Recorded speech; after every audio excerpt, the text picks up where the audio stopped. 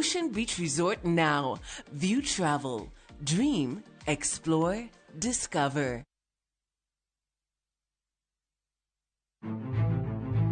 Ikrine wuoth mar dhialo teko kod lony mar joma mine e Kenya mangima.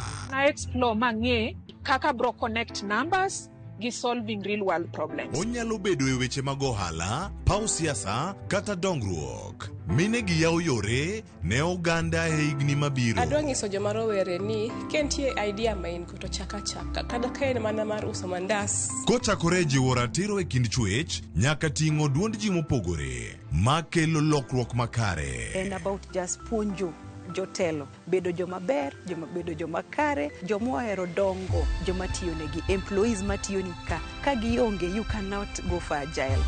Mine wacho, ngeso ka ngeso kod jailieta.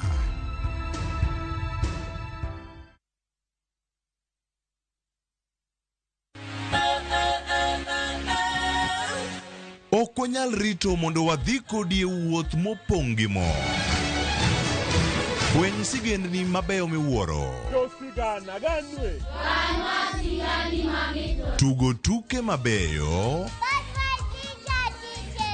Rom gi osiepe manyien.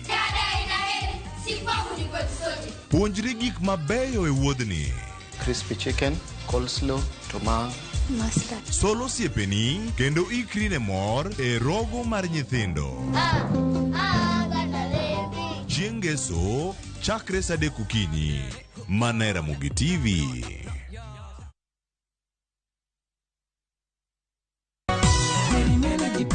Jumani e chenro mar ng'ejo thumbewa. Ramogi TV ne otwa kod jangolo mong'ere kaka Uncle Konaya. Gimang'eny sani penjo ni Uncle Konaya osebedo kolal kanye. Twak mabiro ni kowuok Ndhewa e kaunti ma Homa Bay. Profession mara na timo a lot of community, anatimo community health. Kikileo ma ukitudri gi Solomon Atito Kafaya, Teacher Beach, chakre saa 2 okinyi e chenro mar ng'ejo thumbewa.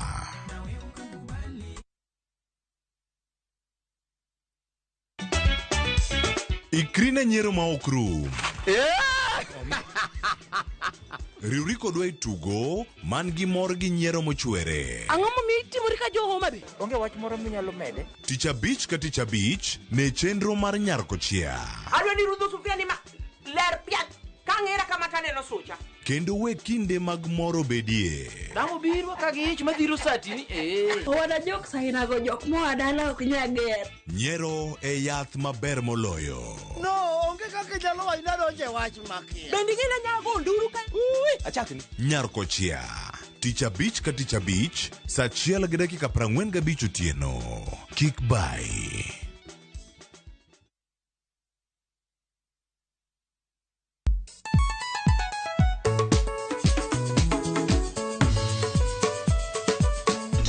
Teacher Beach kochakore saa 4 wakelo ni ngoma mobedo pay design makare. Ramogi TV biro kanyakla kachiel kod Ramogi Radio kama bende stima riwo record P. Yawanya wauntie kikubed mabor nyakoro mgenye nkech kai ekumi yudo gik mamit kabisa e Ramogi Night this. Ukange gimoro tawinjo. Romani ninja the entertainer wajo maintain your position. Idi udakanyo kika fire gudi. Local instrumental. Wawachoni kete manaka. Teacher Beach ka Teacher Beach, saa 4 otieno.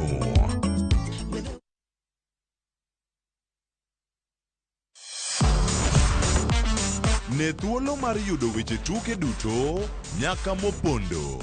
Mbaka makende mag jotugo kendo mag jomolony weche tuke. Can you believe it? Magite yudore chenro mar paw tuke. The 4.84 kilometers. Nonro matut kod gigo matimre manyien mag tuke duto mawuok e piny mangima. Tudri kodwa ngeso ka ngeso Ramogi TV. Kochakore saa 8 odiechieng' ka wami gik motimore paw tuke.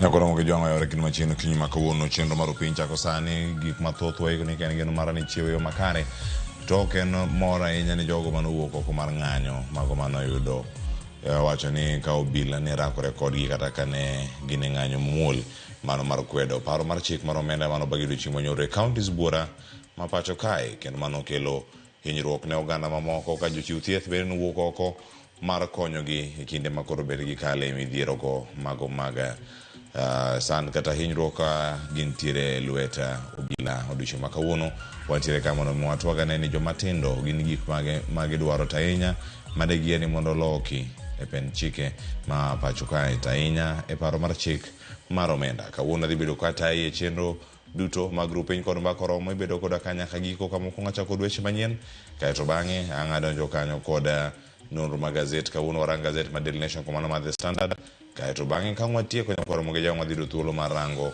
weche mantiere kotenore kod paro mar chik odiochieng' manyoro ombulu ne ogo bang' kogoyo ombulu no en ang'o matimore kendo adhi bedo kae kod okil Kamaloka Brian Onyango mondo miyo okonwa ne ni koro sani jopiny obed kod geno ka girito ang'o mano odiochieng'ni ma kawuono ibedo kanyo ka winjo ni at jomage mano betray jopiny kata jomage mano ndhogo jopiny kotenore kod ombulu manogo odiochieng'no manyoro to mano keto wachung' kama chal nade e kindegi ka dipo ni dhi kadhe kendo kochopo e somo mare mar adek mano juma manyien chieng' tich ariyo odhi chalo nade tiende nang'o kokale mokete obedo chik e pacho kae jatend piny Kenya bende oseramo ni oyo ma yo ma oganda nego bed ni luwo twak mar mbakoromo kawuono adhi bedo kae ka waranga achiel kachiel bende ni jomatindo kata Gen Zs gidwaro ang'o adhi bedo kodgi ka auchiel kuomgi ma bende ne nie pap odiochieng' manyoro gikonwa ni ng'anyo ne chal nade nyoro kaachiel koda ka gigo mane gikadhe to gin gik mage magidier mondo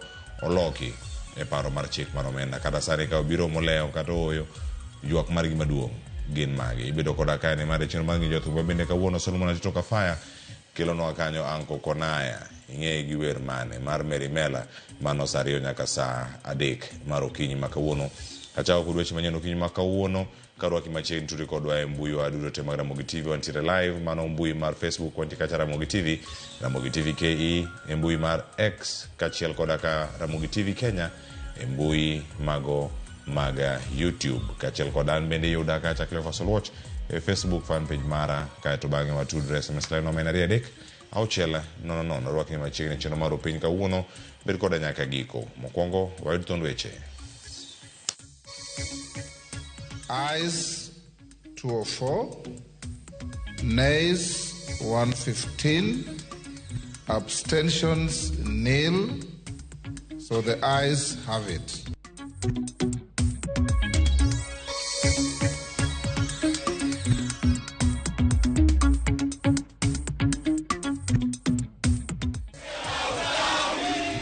In 3 to 4 years, they'll come back to us. 2027 is Isituko. We will sign up to vote and we will go vote. In fact, we will educate each other. It's our country as much as it's yours.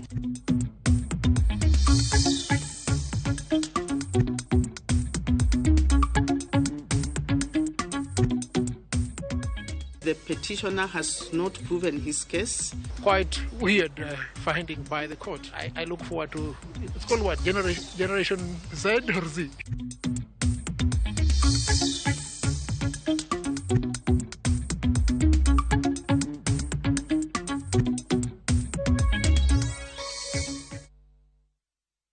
Arwaki ni machiegni lu weche manyien kachiel sani nyaka ngochop kata giko mare ka bedo kata weche manyien nyinga Cleophas Watch yakisumo kanya kwar mokiewo nyaka sango machiegni. Ng'anyo mar kwedo paro mar chik omenda ne obagi e chuny boma ma Nairobi kama ng'anyo manobagi e yor mbui gi rowere matindo manowuok oko mar kwedo paro mar chik mar omenda no. Rowere gono nyiso kanyo lony margi e bago ng'anyo maonge ketho mwandu ka gisundo piny owacho mondo owit kucha mano paro mar chikno manyaka sani giwacho ni biro medo rido ngima masani pek. Lide Okeo nigi ler mathoth. Ne en ng'anyo manochakore saa 4 okinyi. Rawere matindo nodonjo e chuny boma ma Nairobi mar bago ng'anyo makwedo paro mar chik mar omenda 224. Ng'anyo makamano olosi e yor mbui kama oting'o mbui mar X, TikTok, WhatsApp e kin mamoko. We're coming in, we're going to learn the roots, and we're going to tear down the grass up to the roots, and we'll plant new seedlings for this country. It's our country as much as it's yours. Ng'anyo makamane ni kod pogro kipimo gi ng'anyo makinde mokadho. Raweregi no pogore kidienje opogore kendo keore chuny boma ma Nairobi, gino mano keto kwano bedo matek ne obila mane temo keyogi. Each generation are high tech. And they know, they are so more informed. And like now, can you even say who is the leader? You can't, because it's the technological they're using. Chenro mag wuodhe kod ohala no obedo kod rochruok, kata kamano onge mwandu moro amora mano oketh gi rawere mane ng'anyogo ka giseo obila kuom tiyo gi teko mathoth e keyogi kata obedo ni ne ging'anyo e yor kwe. As we came as peaceful protesters, the reason as to why we are crying right now because of tear gas, I don't know. This is using force with the youths, and that is not good. Like, you should listen to the youths, by the way. They come in peace, as we only carry masks, water. For real, you see, we only carry masks and water. The reason as to why they are beating us down, wanachapa watu huku na marungu, that is so unfair. Just listen to us. Ataro mar pacho ganda mathoth ni raweregi ok ong'eyo gigo manie paro mar chikno, gilero ne gin kod lony ewi paro mar chikno ka koro gidwaro mondo mi wite kucha parono mabiro yiene piny owacho medo sure mwandu moko kendo bedo kod nyalo mar rango nonro magi e kind ng'ur mamoko. University education is too much. Again, this bill is very punitive. We are sneaking in some clauses. We have found that we are sneaking some clauses to increase the fuel prices just to pay for the deficit of the budget.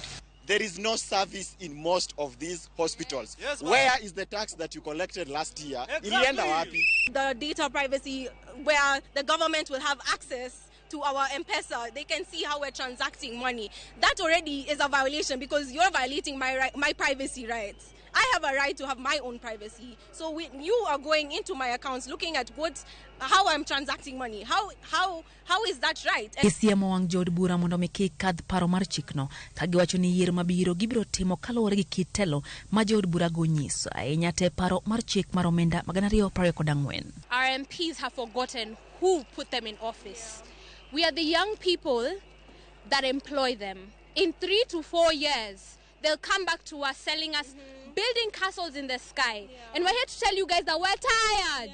We're tired. We don't believe you. MPs wakivote yes tunawa recall. Tutaenda tutafute hizo watu assign nini? Hizo vitu za kuwa recall na sisi tutavote. 2027 sisi tuko. We will sign up to vote and we will go vote. In fact, we will educate each other.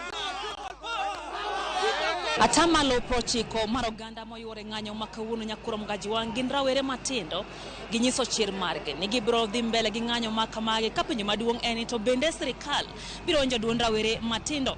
Lydia Okeyo, Ramogi TV, Nairobi. Mano ne chalo odiochieng' manyoro. Kamachielo bende obila nobedo gi kinde matek odiochieng' manyoro kane girakore kod miche gi miche mag jong'anyo e chuny boma ma Nairobi. Ne ochuno mondo giti gi iro malungo wang' kaachiel kod kapi mikero ne jong'anyo odiochieng' manyoro ne en marangi marakwar kod mano maratong'.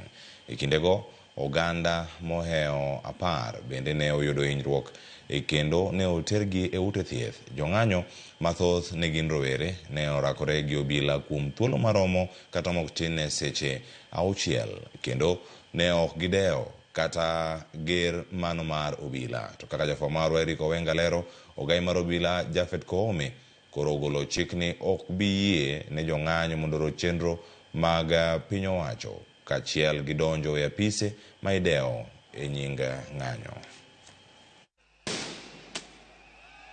Okinyi saa 3 apaya duto mochomo od bura mamalo ne olor duto ne oganda kendo ne oyaw mana ni jogo mane opuodhi gi obila.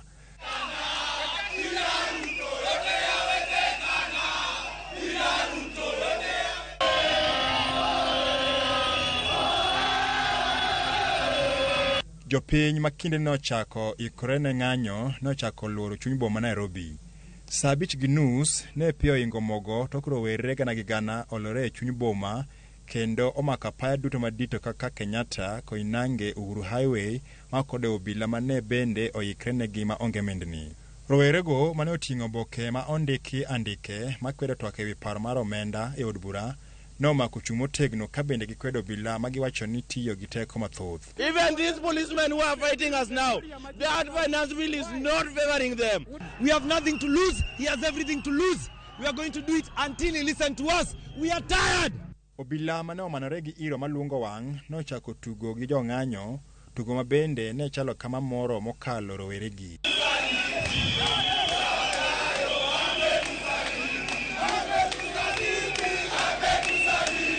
Ng'wech makagika ne okwako chuny boma kendo obila ne lawo roweregi mana ka guogi apoyo.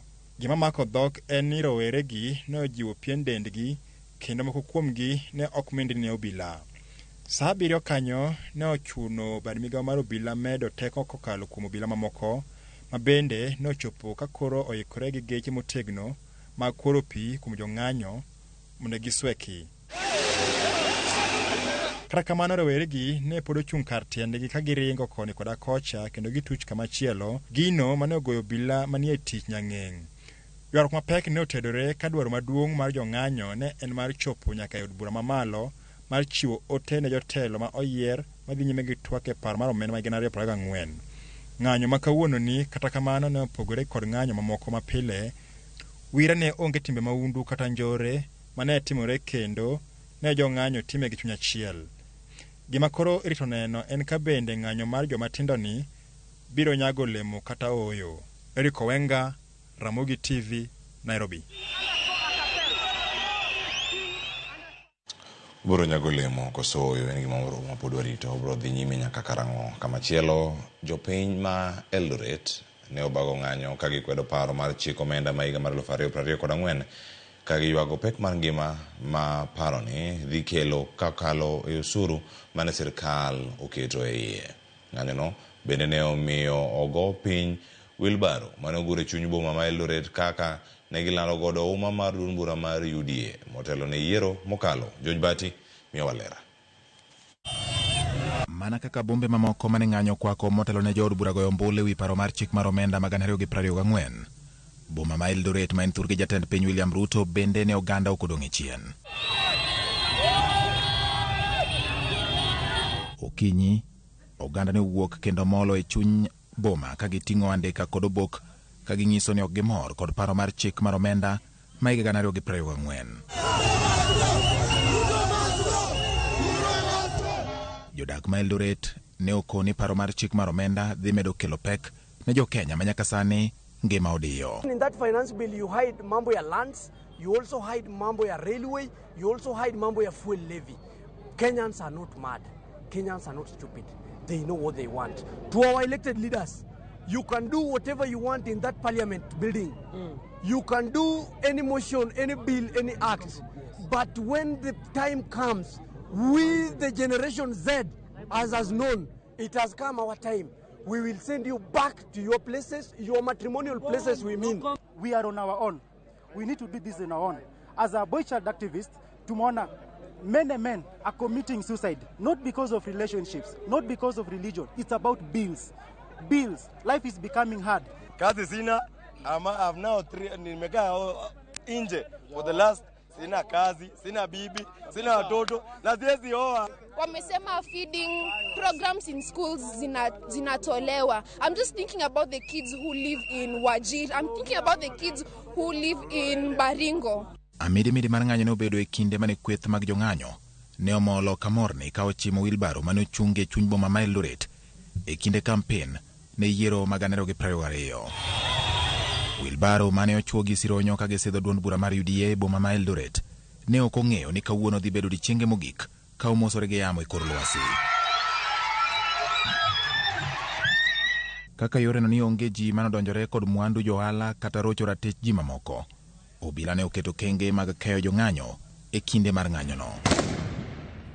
Paro mar chik omenda omiyo oganda onyiso chung' mopogore kod chung' mag siasa, kaka oganda ma iparo ne ok nyal nyiso ng'ur margi ayanga koting'o Eldoret, Kericho kod gwenge mamoko mayudore e hoho mar Okak ne owuok ka gikwedo parono kendo jiwo jood bura mondo wit oko paro mar chik mar omenda ma 2024.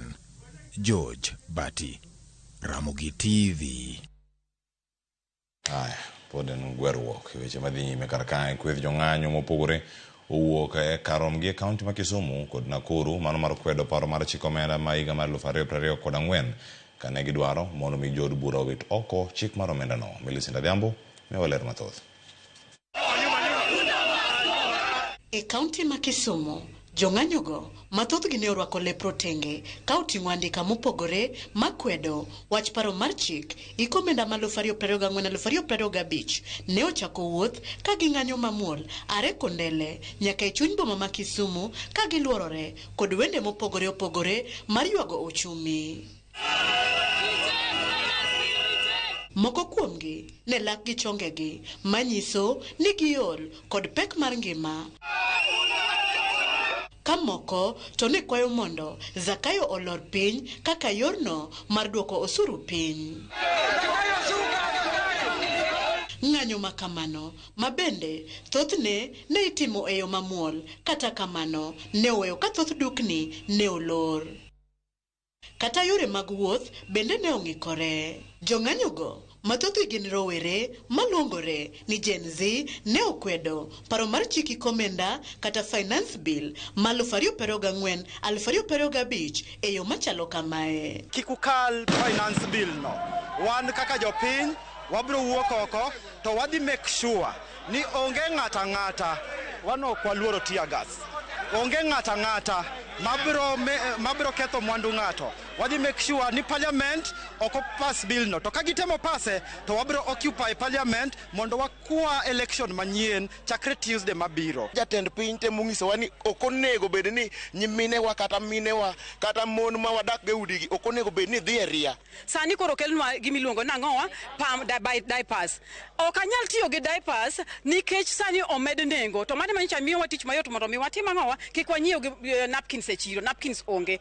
An adagi kenda chung' motegno ma kapo nono gi kalo gino ok abiye. Wane manwa yiero uto wane manwa miyo uteko. To koro kudwa pousa gimwa ng'isou nudwa go kura gi bundi okuti gi wiu. Parliamentarians, we are watching you. We are the people who elected you and you are failing us. Hatutangoja Yesu akuja ambia Zakayo ashuke. Zakayo hashuke. Ni sisi ndo tutamwambia ashuke. We have the power.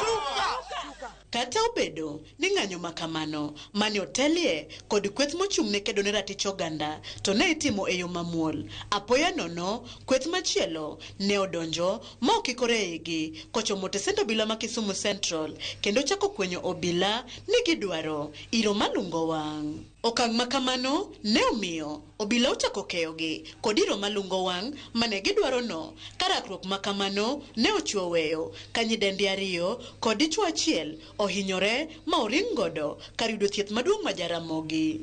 E kaunti ma Nakuru, ng'anyo makamano ne odhi nyime chakre lap mar Railways kochomo Kenyatta Avenue e alwora ma Shabab. Ng'anyo kuom seche auchiel, obila ne ochako rakore kod jong'anyo mane odino apaya ma Nakuru Nairobi e kinde mane ging'anyo mar kwedo paro mar chiki komenda ma 2024-2025. The taxes are too high. Our lives already are unbearable. Like now, I'm done with school. I'm done with school at Egerton. There are no jobs. No one is even willing to employ. Those who are already employed are being overtaxed. Personally, as a medical doctor in waiting, I'm against this bill because just recently we're on the road fighting for our rights as the young doctors, and right now we've seen in the bill they're proposing to exclude our internship money, all of it from the budgetary process. Jong'anyo osiemo wang' jood bura mondo ne ni oluto mbulu ma wito oko paro mar chiki komenda ma 2024-2025 kaluwore kod nengo ngima mamedo ridore pachoka. Nono to pod gibro wuok oko mar kwedo wach finance bill no e okang' mamalo ponono gi puodhe ka jong'anyo ma Kisumu oyango mar wuok oko juma manyien chieng' tich ariyo kama Nakuru to owacho ni wuok odiochieng' makiny. Millicent Adhiambo, Ramogi TV. Millicent owacho ni jok mo dhi kono obila Kisumu Central ni omegi tiagas. Polis nomiyogi tiagas kendo giwuok. Wacho ni ng'anyo mogi tiagas nok morgi. Wuoro mago ma Kisumu kod Nakuru.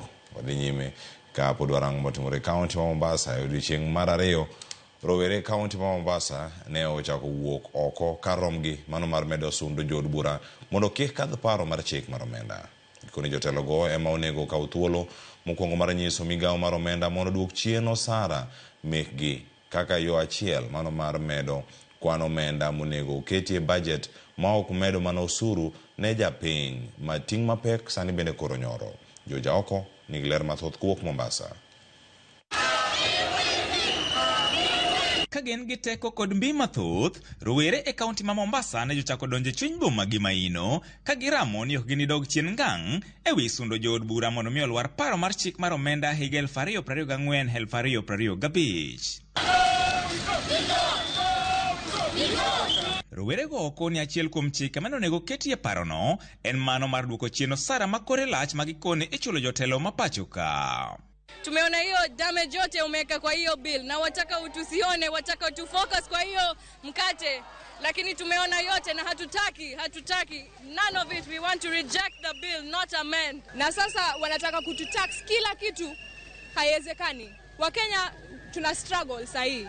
Na sasa unataka tuende chini kabisa, hatuwezi. Hiyo bill reject kabisa, to reject. Public sector mnafanya nini na hizo taxes tulizowapea?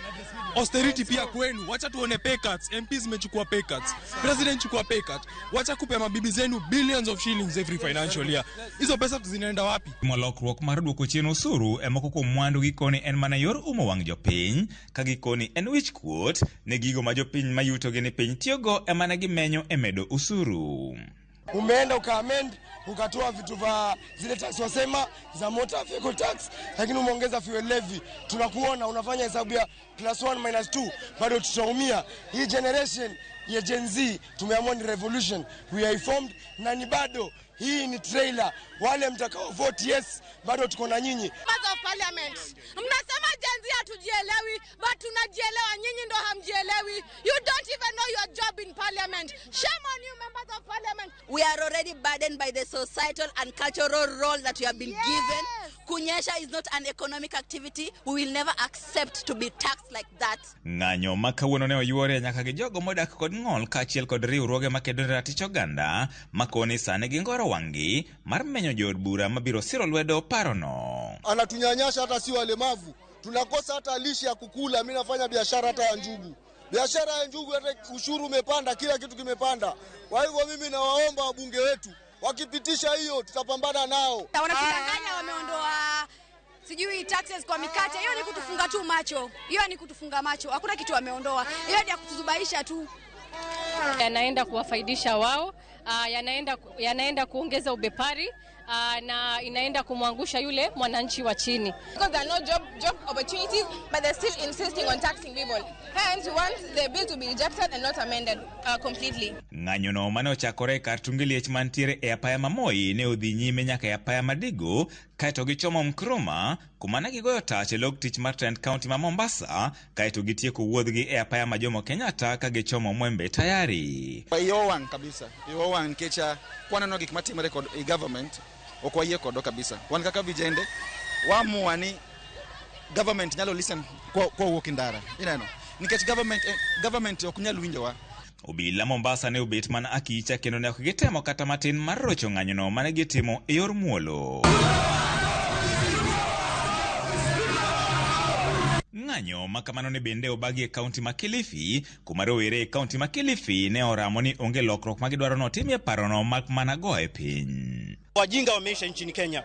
Ile era ya kudanganya vijana eti tunafanya hivi kwa sababu tuwasaidie hivi, wamekupatia mwaka mmoja Ruto na hawajaona ile faida. Odiechieng' mar ariyo moluwore jodak e kaunti ne ma Mombasa to chutho rowere ne jowuok oko kendo mar bago ng'anyo ka gikwedo paro mar chik ma gikone kaber to nego wite kuchande ma ok kata timone lokruok. George Aoko, Ramogi TV, Mombasa. Weche mag ng'anyo podi. Ng'anyo mag kwedo paro mar chik omenda no bangi e counties bura e pacho kae ka ote na chiel ni parono onego wit oko chuth to ok loko moko kuom pen chike manie iye kanyo mar wuondo wang' jopiny. Ng'anyo makamano bagi counties moting'o Kiambu, Bungoma, Kericho, Busia, Kirinyaga, Kakamega e kind counties mamoko. Yuago ne oriwo kata jogo ne oriwo wigi kanyakla ma jok mane ng'anyo mar medruok mangima manyalo biro hinyo ponono ni paro mar chikno okadhi. Diana Olonde lerno mathoth. Odiochieng' mar adek mar ng'anyo mar kwedo paro mar chik mar omenda pachuka. Oganda mawuok e counties mopogore opogore nowuok karomgi mar kwedo paro mar kalo paro mar chik makamano. Magiwacho ni biro rocho dongruok ne ok mana jomadongo, to nyaka ne rowere mang'eny gi onge tich. E gwenge ma Masawa, oganda nowuok oko kwedo paro mar chikno, kendo jodak e kaunti ma Kirinyaga ne ok odong' chien. Kalore gi jodak gi, paro mar chik mar omenda no thiro dongruok mag gwenge e kinde mageno margi duto gisebedo ka giketo ne telo mar Kenya Kwanza magiwacho ni hinyogi. Tulichagua hii serikali kwa sababu ya mswada ambayo walitupatia ya bottom up, lakini hivi wanatufanya wanaongezea tu vitu juu na tumekataa hiyo mambo yao. It's not just about sanitary towels. This morning tumesikia Treasury wameambia MPs that they're going to cut the NGCDF. What are they trying to do to our education system? The health sector, that is also a problem. The fact that we're talking about sanitary towels is even mind-boggling. To think that we have female representatives considering adding tax on things as essential as sanitary towels or pampers, it's crazy to think about. Jodaki kaunti ma Meru kod Kericho bende kinde ng'anyo ne oseo mokalo jotendgi magiwacho ni ok osebedo kamiyogi thuolo kendo winjo pachgi e wi rach ma gineno e paro mar chikno. Tuna reject finance bill in totality. Wametoa motor vehicle tax, lakini road maintenance levy imepanda na 39%. Hiyo ni nini? Wametoa ati tax ya imported pads, lakini ngapi zina manufacture Kenya? 3%. In a country that people are already poor, una tax pads kwa nini? Huyu mtu wa kusema ati mama mboga watu wa bodaboda uza kao wenyewe sasa ametufinya kabisa. Hiyo bill si tuna reject sisi wote kabisa na tumekataa. Tunasema this time hatujagui mtu mwenye wanaturingia na mavieti huku kwa barabara. Round hii tumekuja kubomoa kuharibu, tuna reject au sio? Hawa MPs wetu kwanza hawa wa Meru wametuenjoy for so long. Wamejieka wao ndio wababi, sisi hawatushughuliki. Maisha yenyewe inakuwa affected sasa ni sisi na watoto wetu. Hao wana watoto, sisi ndio tuko na watoto. Kwa hivyo sisi tushachoka na vijana tumechoka ama tumechoka. Tunasema Zakaya afanya nini? Zakaya afanya nini? Tumesema leo kama vijana wa Meru, viongozi wa vijana, ya kwamba Zakaya tumechoka na wewe. Eimbo mar piny Kenya, counties kaka Bungoma kod Kakamega ne okodon. Giseo tend William Ruto magiwacho ni poko konyo ngimagi nyaka ne okaw telo. Bende giyango kit hinyruok ma nyithindo ma nyiri biro kalie ponono keto suru ne taulo mag riama wuok e pinje maoko. Bungoma we have the highest mambo na teenage pregnancy. Inatokea kwa sababu ya mambo na period poverty. Wanaenda ku tax pads as it is. Wasichana wetu wanaumia. Sisi tulipiga rais kura na tangu kuja Bungoma, tangu tumpigie kura, tuja benefit na uongozi yake. Sisi kama wanabodaboda wa Bungoma tumechoka. Mambo ya ukora za tutaki. Kata kamano moko kuom jodaki kaunti ma Busia no siro paro makamano. Kagiwacho ni dhi ng'anyo ok nyal biro loko gimoro. Gimedo ni gin gigeno gi tend William Ruto, magiwacho ni biro kelo ni gidongruok ma uwinjore. Mambo ya finance bill hiyo inatuchoma kidogo, lakini sasa hatuna cha kufanya, itabidi tukubali. Tafadhali mwache kupanga maandamano within town, mwache wana biashara wafanye biashara. Sasa sisi tumechoka na wanasiasa kututumia. Sasa tuna support William Ruto, tuna support serikali kuu, tutafanya nao kazi, tutafanya naye kazi mpaka dakika mwisho. Kenya tutaki ni kuchoma lami. Dana Ulonde, Ramogi TV. Ojwang pontie weche mang'anyo. Wacho ni kinde mane oganda bago ng'anyo chuny boma ma Nairobi kalore gi paro mar chiko omenda maigani. Moko kuom rowere ne ogolore oko mar chiwo thieth. Mokwongo ne oganda kata jogo mane oyudo hinyruok. Rowerego mane otudore e yor mbui mar X okonyo jogo mane oyudo hinyruok mopogore opogore kendo chiwo ranyisi kaka ginyalo rito hinyruok mano ma giyudo kapok gichopo kuonde thieth. Gino mane giwacho ni gitimo kamano mondo mi jowetegi oyud yot e kinde ma ging'anyo.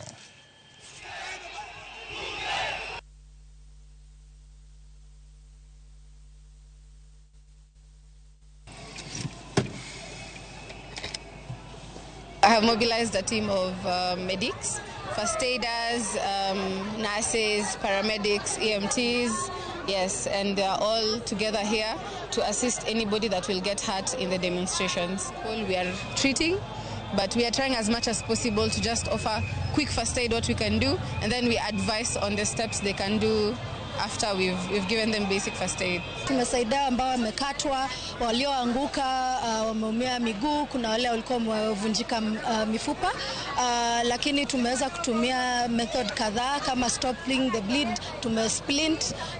This has made sure that first aid itawasaidia kuendelea pia na maandamano yao. First aid inasaidia waendelee na maandamano. Ithiedhi kanyo te sodo mana ka entiere mano kuonde mopogore kanyo kinyori tichiyo mana matin tedhi mana mbele. Kore paro machi Kenya koro magi jwang lokruoge maka kod kacha koro idhi tim ne paro mano mar chiko omenda mano tok jod bura 204 luto mbulu mar puoye kamoko 115 kwedo parono. Chenro mane ota kod speaker mod bura mamalo Moses Wetangula parono mar chik koro dhi mbele. Komiti madhi timo ne lokruoge mochwal negi. Jod bura moko mane okwedo chikno nowuok e od bura ka igowang. Uasin Gishu County, Gladys Boss.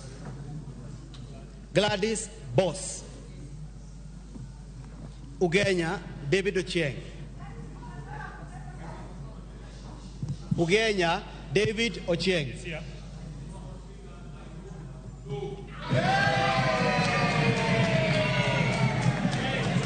Ugunja, James Wandai. Upio. James Wandai. Honorable members, the results of the division on second reading of the Finance Bill 2024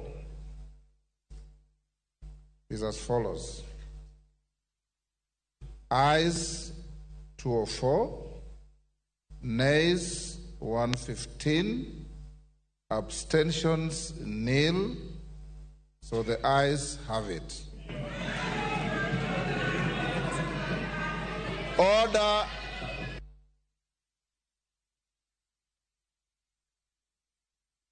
Mago matimore kanyo od bura. Kamachielo, jatend piny Kenya William Ruto owacho ni giketo tenge maromo milion 600 mano mar siro somo jopuonjre mbalariany kaka yorno mano mar ni jopuonjre mochando yudo somo madwarore ka oloso e nyasi mar sidho kondo ne jopuonjre mbalariany ma Garissa. Jatend piny owacho ni gwengego ni kod thuolo e timo nonro kod somo mamoko. Jatend migawo mar somo Ezekiel Machogu nowacho ni gimedo siro jopuonjre ahinya kaluwore kod wach yudo omenda masiro somgi.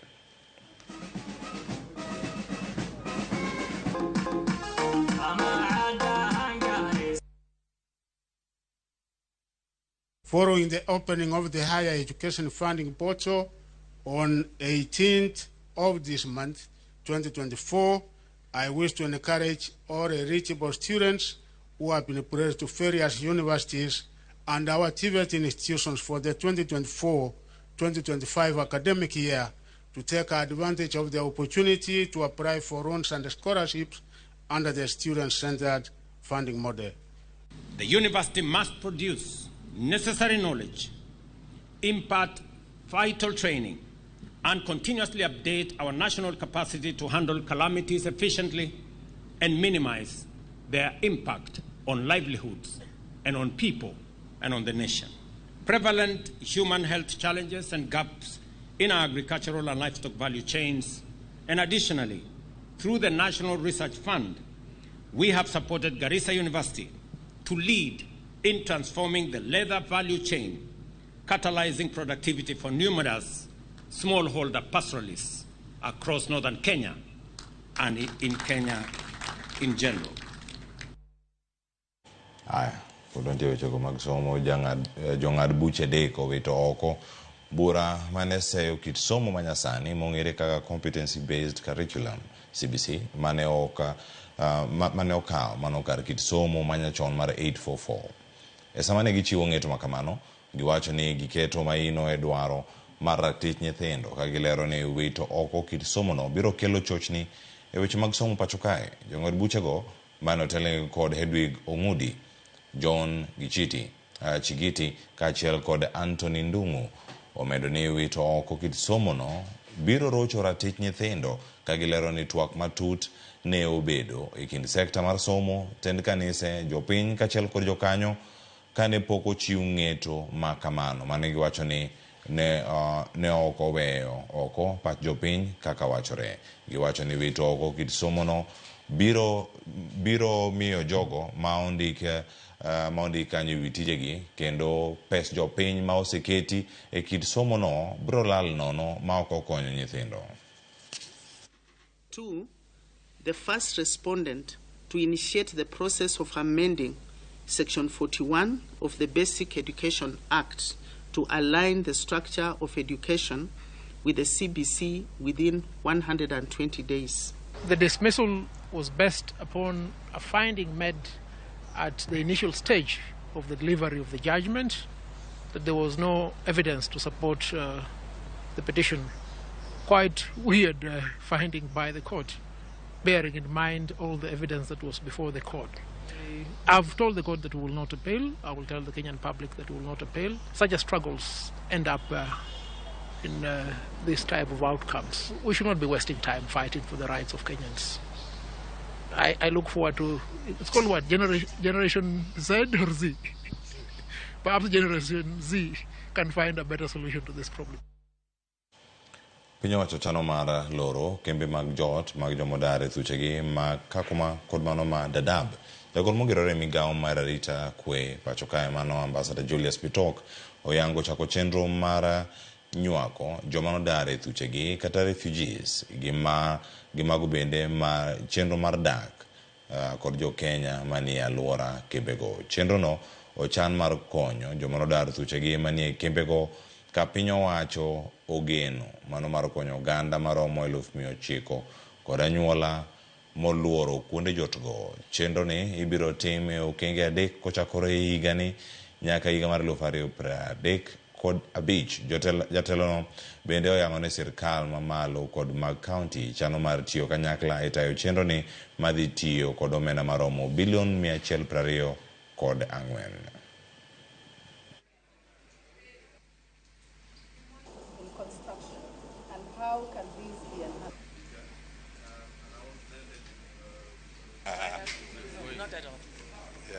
In an effort to manage refugees in a better way, the government of Kenya has come up with a new policy called Shirika Plan. Shirika Plan is a plan to transform camps into integrated settlements. And the government is committed to ensuring that Shirika Plan is in place to be able to give an opportunity to refugees to mend their lives again. The Shirika Plan is a comprehensive document covering more than 15 years. But we are saying we are now focusing on phase 1, which is transition, for the next 4 years. The estimated budget for the transition period is $943 million for phase 1 of Shirika Plan. I think in Turkana County we now welcome the Shirika Plan because it will entail how both the host community and the refugees will benefit from even the $943 million we are talking about. Ngikanya koro mojonge makelo e giko mathoth pontiere medluogi e mbui mago mag Ramogi TV, Facebook, YouTube kachal kod mano mar X kata Twitter. Odi bed kod ng'eyo ni gin weche magi mantiere ka. Dennis Deno wacho ni okinyu chiyo makare ng'wono mar Nyasaye obed kodi. ka Barak Otieno wacho ni chiyo yo makare okinyu makano luo chenro mar Opiny Molin Akoth wacho ni chiyo magudi ne chenro mar Opiny Christine Oyo bende wacho ni ochiewo e yo makare. Flozi Anet mar Siaya wacho ni oyawre okinyi makawuono nyargi Fred Gisele erokamano ahinya kuom ote mari mabende imedo oro na okinyi makawuono kapod wantiere kar kae mbui mago mag Ramogi TV. Jogo duto mabende osechopo kae. Ruth Nyathi Ochieng wacho ni ng'anyo omako piny nyaka Josugoi wamor. Asedonje chenro kanu moja inako oyawre. Cleophas chenro mar Opiny Alfel Kosuda an kodi chenro ka Rodrick Onyango Bonyo oyawre Ramogi TV. Aneno uka uoka Keroka wacho ni okadar wuoyo kuom weche gimantiere nikech gin to mano ka itgi gibedo ga ndhoge mano ka gintiere kar kanyo kuoma joluo mano goyo yes kamoting'o jo Dubura mano ma Ugenya jodura mag game moko bende nitie kar kanyo ma bende iluongo nyingegi to kata kamano ne gigoyo no kata kamano ote mari ochopo Otieno Wuod Junge erokamano ahinya neno maler kan CBD Afya Center Ramogi TV ler kendo rieny buore ka rwakna team Facebook te e chenro maro piny wakawiyo masani kaduogo kae konono magazet anako ka miwacho ka ni rowere osewuok counties mane ong'anyo mipeka e gazet mar Daily Nation ka gazet mar The Standard to wacho mana ka ni Ruto you betrayed us nitiere jomoko tik ka jok mowacho yes ka namba gini ka waduogo kod mathoth nyakoro mogi jwang' bang'e masani nyinga Cleophas Oluoch jakisumo kanyakwar mokenya kach sango oriti masani.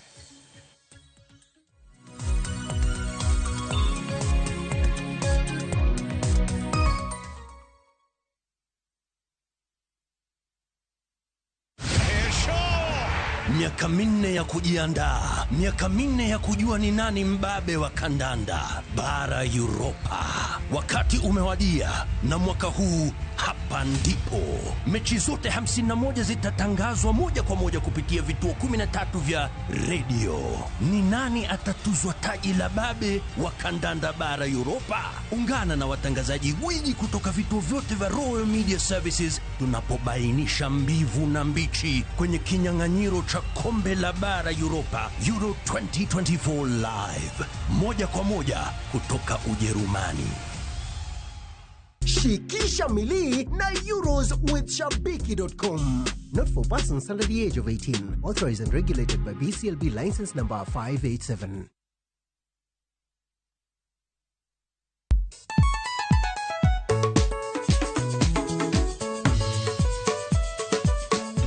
Teacher Beach, kocha kore sangwen. What kelo ni ngoma mobedo pink design makare. Ramogi TV biro kanyakla kachiel kod Ramogi Radio kama bende Stima Riwo Record P.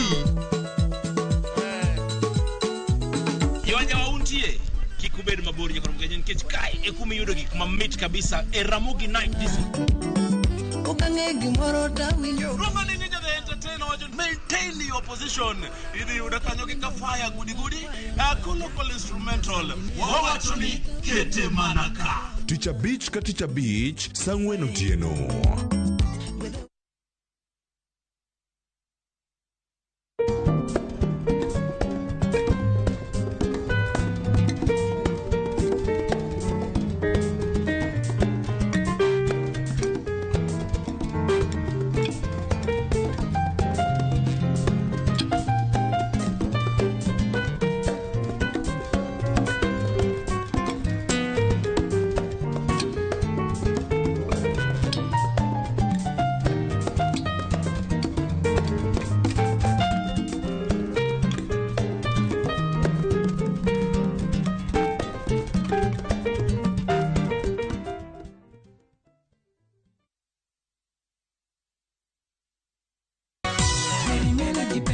Jumani e chenro mar ng'ejo thumbewa.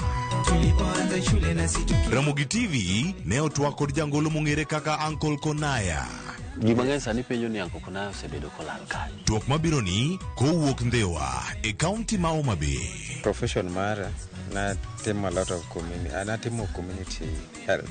Kikileo ma ukitudri gi Solomon na Tito Kafaya, Teacher Beach, chakre sari okinyi e chenro mar ng'ejo thumbewa.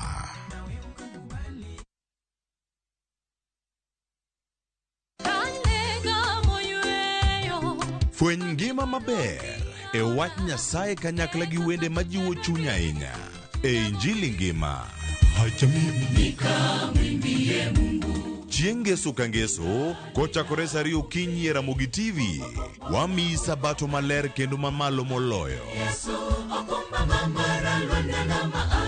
kod wende mamoro chuny moa kuom jothum mihero kendo gi jokwath mapacho ka. Nyasaye wuoyo kodi kendo wuoyo koda ni kik iluor gimoro nikech an kodi.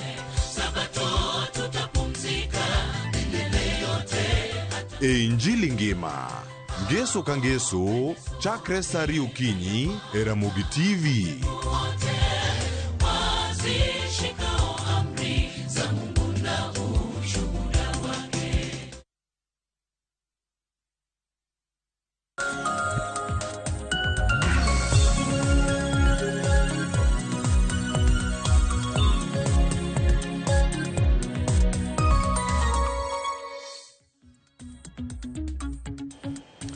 Macheni kana nyakoro moge jwang chenro mar piny dhi nyime wantiere okang' ma koro no gazet to watime kae ka wan mana wami thuolo mar rangi mana nya thuolo mar dakika matin mo ibed kod ng'eyo gi siso ma gik mantiere kar kae gendo mage mo mipe kawuono an kae koda Julius Otieno ma bende wadhi bedo kono gazet okinyi ma kawuono. Julius chiona achiew maber nyoro ne ine pap nyoro ne wane pap ochal na duchi manyo nikech magi gik ma omipe kuduchi ma kone gazede duto ngeni kata gazet ma bende diko ma The Star bende mane weche ma bende bedo mapeka nyaka kata koganda donje weekend ochal na de nyoro kaune pap nena na odiochieng' mar tear gas sana sana Nairobi e chuny town kanya na ng'wech kopa jok mane ng'anyo ne temo mondo gidhi mbele mar bunge ama mbele mar od bura kanya lakini polisi ne ong'eny ne gi block Parliament Road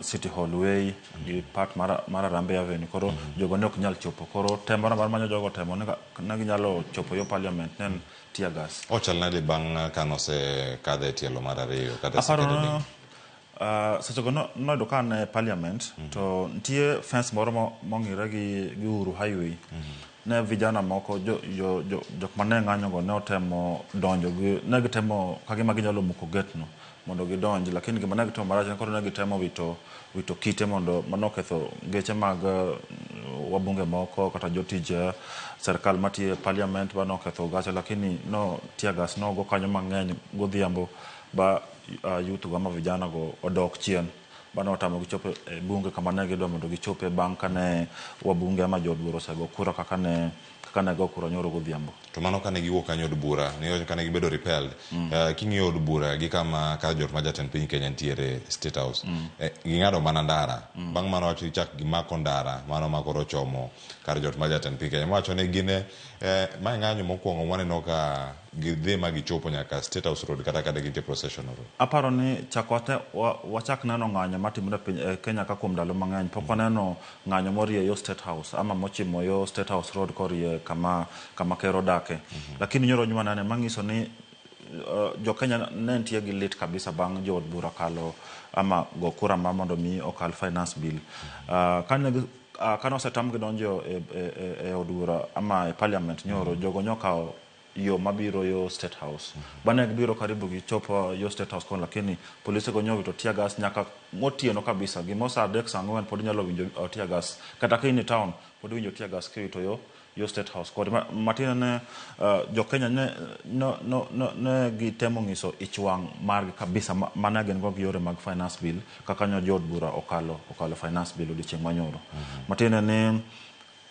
jo Kenya pod winjo lit to neno kata kineno placards magating'o kae nitie bok magiwacho ni next and State House matine kapo ni giluongo ng'anyo kendo moro amora nyaka koro police ama jok mani yore mag arita kwe nyaka yore State House lakini kata kamano serikal dwa kobet piny bong'eyo to gimwatimo ni kata ka jogi ok dwa finance bill watimago mondo jo Kenya bed gi kwe watimago mondo gik magidwaro mondo timore mondo kik wabed pile en ng'anyo pile jo Kenya ywak no sur ng'eny piny iye tek gik moko bechgi omed serikal dwa kobet piny mondo ng'iyane to watimago mondo jo Kenya bed gi kwe sana sana yore mag economy yore mag chiemo yore mag omenda madhi mfuko mag dhano ma kawaida kanyo bende nyakoro mogi jwang'e gazet mar Daily Nation ite mokwongo kae mantie sigana wadani mwachak kodo mabende wasechako mana mulo ka nitiere map mabende ochiw mano matang'o kaka piny Kenya bombe opogore ne odhi eng'anyo odiochieng' manyoro gazet mar Daily Nation nyakoro mogi jwang' ka ng'inene kar kae owach ni ng'anyo matimore sani en oonge jatelo tiende ni en leaderless oonge duond bura en partyless jok matime gin Generation Z kama gintiere kanyo adui en achiel magi temo rakore godo to noke yo machal nade nyakoro mogi jwang' piny kae ntiere bombe mabende yud thuolo mano mar neno gi achiel kachiel bombe mantiere e map kanyo ineno kanyo boma malodwa ntiere kanyo Eldoret Kakamega Nakuru ntiere Nanyuki Kericho kod kuonde mamoko wanyalo mana neno gi kar kae nyakoro mogi jwang' mondo mi wabedane kod ng'eyo ni gin gik mage mantiere kar kae mano bombe mantiere achiel kachiel kar ka ok en ng'anyo ma omako mana kaunti ma Nairobi kende Julius nen ng'anyo machal ka gima nomako taonde mang'eny ama Kenya mangima. King'iyo nyaka malo yo lodwa kucha be ne nitie ng'anyo. King'iyo Eldoret main town mar Ker ne nitie ng'anyo. King'iyo Kakamega, Kericho, Kisumu, Kisii, Nakuru, Nanyuki, Nyeri, Embu, Taita Taveta, Kilifi, Mombasa, nyaka Meru, yo Central, kocha nyaka Nyeri kama Deputy President aye. Magote ne ji odhi street mondo ng'any nkopo weche mag finance bill. Matin gini ok en gima chando jok man Nairobi kende, ama ok en ng'anyo mane nitie Nairobi kende. Ne en ng'anyo mane ni karibu Kenya mangima. To aparo ni gin yoro message ama temo oro message ni jok manie serikal. Ni jo Kenya ok mor, ok Nairobi kende lakini Kenya mangima. Jo Kenya ok mor, to dwa ka gibet piny ng'iswa to ang' matimore ma ok ber. To giwacho adier gima tek sani kabisa en yore mag taxes, yore mag usuru mag serikal keto pile no usuru. Ne giwacho ni serikal dhi nyaka tax gik moko mag kaka mkate go kuma kabela go ok giyiego. Gin gidwaro no finance bill kaka entie no te jogo owite oko, lakini kata kamano jogo no kora matina ni finance bill chaka gima dhikalo.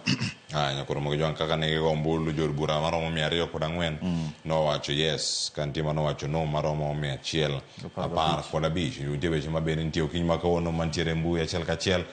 Jagoro maduong' mano mar ODM mano Senator ma Nairobi Edwin Sifuna bende oselero kar kanyo ni jogo mane ogoyo mbulu ataro mar dwach jopiny idhi timne gigo ne recall kata mondo mi oduok gi anene jopiny mondo jopiny chako owinjre kendo ni dhi time machala. En kinde moro madhi neno ka jopiny yudo teko machalo kama. Malo ka pok watieko nitiere kama wanene gik mathoth mabende ne nitiere achiel kachiel kae iwacho ni mae e wach mantiere.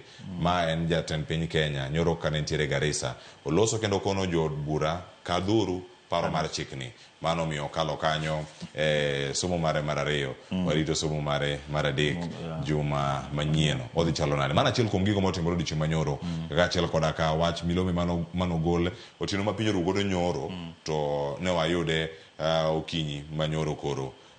Migao ma ochung' ne weche mag omenda wacho ni ka dipono ok ukadho paro mar chik mar omenda ni wadhi bedo kod bugo maduong' ahinya.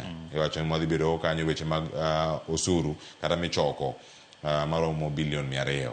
Nitie machielo bende mawacho ni ero en on goal kose en gima chal nade e kinde mane ng'anyo dhi nyime. Aparo ni sana gima treasury ama jatelo mar mochung' ni weche mag omenda temo wacho ni kapo ni finance bill okokalo to gidhi golo gik mang'eny budget maromo million ama bilion 200. To gin gik mang'eny giwacho ni ok gidhi ndiko jopuonje mag JSS Teach, gidhi ng'ado pesa mar CDF mar National Government Constituency Development Fund gi gimo bilion 15 ginyaka duoko piny pesa madhi counties gi bilion 5 gik moko mang'eny mane treasury otemo wacho. Lakini kata king'iyo gik mane jo od bura temo wacho sana jok moa e Azimio ne giwacho ni treasury temo blackmail wabunge, temo blackmail jo od bura mondo kal finance bill. Kitemo wacho gimoro kaka ni pesa mar electricity dhi ng'ado oko, gimoro kaka pesa mar CDF dhi ng'ado oko. Matene temo ngiso jotelo gini kokukalo gini to gini magi wadhi golo oko. Koro ne gina kaka blackmail mondo gikal finance bill. King'iyo budget tie gik moko mang'eny ma serikal nyalo ng'ado oko moko gi ketho ama ok gi interview gik ma chando dhano kaka gik moko kaka mag electricity, gik moko kaka mag CDF makamano. Lakini kata kamano chal ka gima finance bill dhi kalo ka mane tek nen second reading manyo jogo segon kura ba osekalo. Koro modong en mana mar keto chike ama amendments sana mane jo Kenya Kwanza wacho ni gidhi loko chieng' mane gin gi parliamentary group State House chieng' tich ariyo. Nyokoro mojo an gi sigana ariyo ka madarango kaka to bang'e oyud thuolo mar tieko sigana adek. Mokwongo picha mantiere e ite mar 6 kod ite mar 7 mano ka mondik finance bill on goal weche mantiere kar kaka to bang'e awarango weche mag somo mag CBC makoro dong' malo bende wacho ni ero it's here to stay. Tiende nang'o waranga ne ite mano ma iye ite mar 6 kod mano mar 7. Picha mineno kar ka ma e picha mar Kenya jok mowuok oko mar dhi ng'anyo ino kanyo kaunti ma Kisumu rowere mowuok kendo kit ng'wech mane nitiere e iye ka en kinde monya wacho na dieri sirikal onego bed ni winjo kata winjo kwayo mago mag jopiny mowuok oko kar ka. Obila wacho ni nyaka jopiny chak ng'anyo jopiny beda mamuol wacho ni joma tindo gima giting'o kata kineno pichnigi onge jok moting'o kite ka onge gik maneno kar kae kata pichni mwanya neno gi mano gik ma giting'o gin mana mask gi pi chonge ma gigoyo gi simu no wacho ni ka data orumo ema litnegi nikech ok ginyadhi live e TikTok ok ginyadhi live e Facebook kod gik mamoko ma pod ntiere ka gi mara Alfred Mutua ma be nodhi neno obila mane tiagas kata mano tiagas mano nomuoche lwetene balwetene aparo ni ok nen jok mane ng'anyo mano hinye ama nomiyo obet kamano lakini nen tiagas mano tingo mane otemo muoch koting'e kama lwete ba aparo ni nomiye injury makoro lwete ne te aparo ne gino chodo.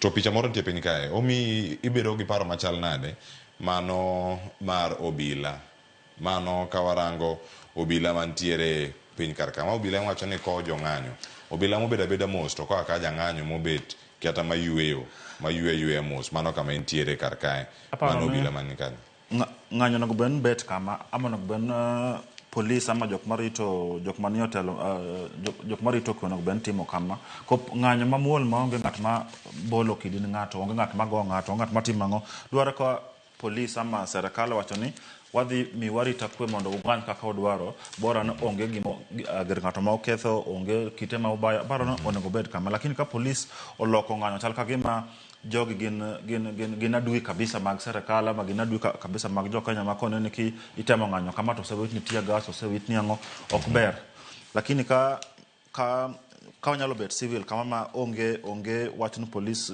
daw gi ama wito tia gas en yo ma itime yo makare yo makwe yo mabedo organized then aparo ma ng'anyo maber aya ite machielo kanya koro mo gijwang tiere list the standard ondike ka ni you betrayed us kato MPs manogo kura mano wacho yes waranga ni ite marapar ntie kanyo kaka ondik gi kanyo kaka gigoyo ombulu jok mane owego ombulu gi nono kendo wacho ni jok ma ogo no oye in 115 jok moyie 200 koda ang'wen ochal nade bineno jaod bura ni nini ka mano ite no marapar ntie jaod bura mopogore ka maromo 330 kod adek mano go ombulu odiochieng' manyoro ineno gi mana kar ka korka kori ineno ng'ato aneno namba beach Walter Owino mano mawendo enogo no Samuel Atandi owacho no ntiere Noel Fason mano Barongo mawacho no jo yes be ang'eny kandi Rosa Buyu ma Kisumu West bere ni malo kanyo namba 130 kod abich mano wacho no ikin mamoko aparo ni ntie jaod bura Ochanda ma Bondo aparo en na winjo ko wacho yes en achiel kuom jaod bura gi jaod bura ma Suba South Honorable Karoli Benogo yes lakini ng'eny gi sana jok ma ok opposition to ne ogo no Gideon Ochanda ero namba 18 mano jaod bura ma Bondo no wacho yes na winjo kabisa yes lakini king'iyo ng'eny sana ng'eny jo opposition ama jo Azimio to nogo no sana king'iyo jo ODM moko manyocha otemo balo gi sirikal ng'eny gi be nyogo otemo balo gi party ng'eny gi nogo no mak mana Ochanda gi Karoli Omoni kop king'iyo ng'ato kaka Mark Nyamita be nogo no king'iyo ng'ato kaka Elisha Odhiambo be nogo no ano namba 280 kanyo ama tiende ni mano mili but king'iyo be neno kata Karoli namba 281 nogo yes ng'eny gi nogo ng'eny opposition nogo no matene gitamre wach ma finance bill to gitemo lakini namba gi ng'en bunge lure gi namba maru ka namba utin koro kata utim mang'ongo gi mosetimre lakini ne gitemo bag yudo ji 115 kata kamano ne ok romre gi jok manogo yes matene ne gi wito ombulu mane gitemo go dichieng' manyo mane gitemo goyo kanyo koro mo gijwang gin gweche mathoth ahinya mantiere kar kae ni gin to gidhi bedo kanyo mondo mi girangi e ite mar 16 kantie sigana moro wacho ni koro dhi kawo sirkal omenda maromo bilion 2.7 higa ka higa mondo mi gichul village elders ng'eni ne giparo mondo mi giketi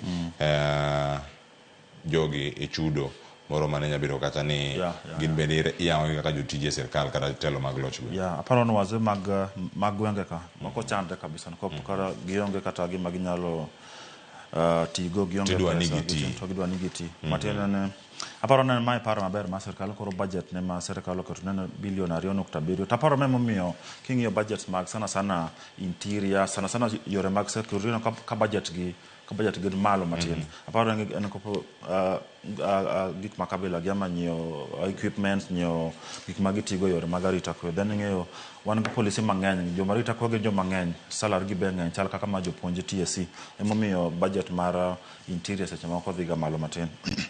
Mano bende ka kanya koro mogi jwang'e ite machielo mar 18 kae ka warango machinglo mantie ka ine nango ka ite ni mar 10 wacho ni quick before Gen Z's vote in 2027 wacho gi jok mosebedo kanyo ka ipenjo kanyo odhi chalo nade gitime nade tinga ma go gimoro machalo bonde to tinga ma dhiro gimoro mosemuko wi bunge dipono muko wi bunge mani bet idhi bet kanye kendo ki Julius aparo ma luongon Victor mogolo agmachal cartoon ka tapano tema mana machal ko gima gongero otema wacho ni nitie ng'ama temo chuno ama ng'ama temo dhiro finance bill mondo odburo kale kapok General Z ama jok mane ng'anyo go ochopo mondo occupy parliament. Aparo ne ngero ma kata ka ben kera ma jok mani bathe somo gazet kama aparo ndo ka gi kuma kabila gi gik masendo gik ma oro message ma matemo ridicule serikal to dwa ka serikal obet piny wona nento bana wanyalo loko pacho mondo watim gima jok piny wacho kose wadhi daga ka waneno ni ko pinya winjo ka jomoko ma yod bura moko mag Kenya Kwanza wacho ni jok mang'anyo gin mana vijande mong'eyo Facebook mong'eyo TikTok mong'eyo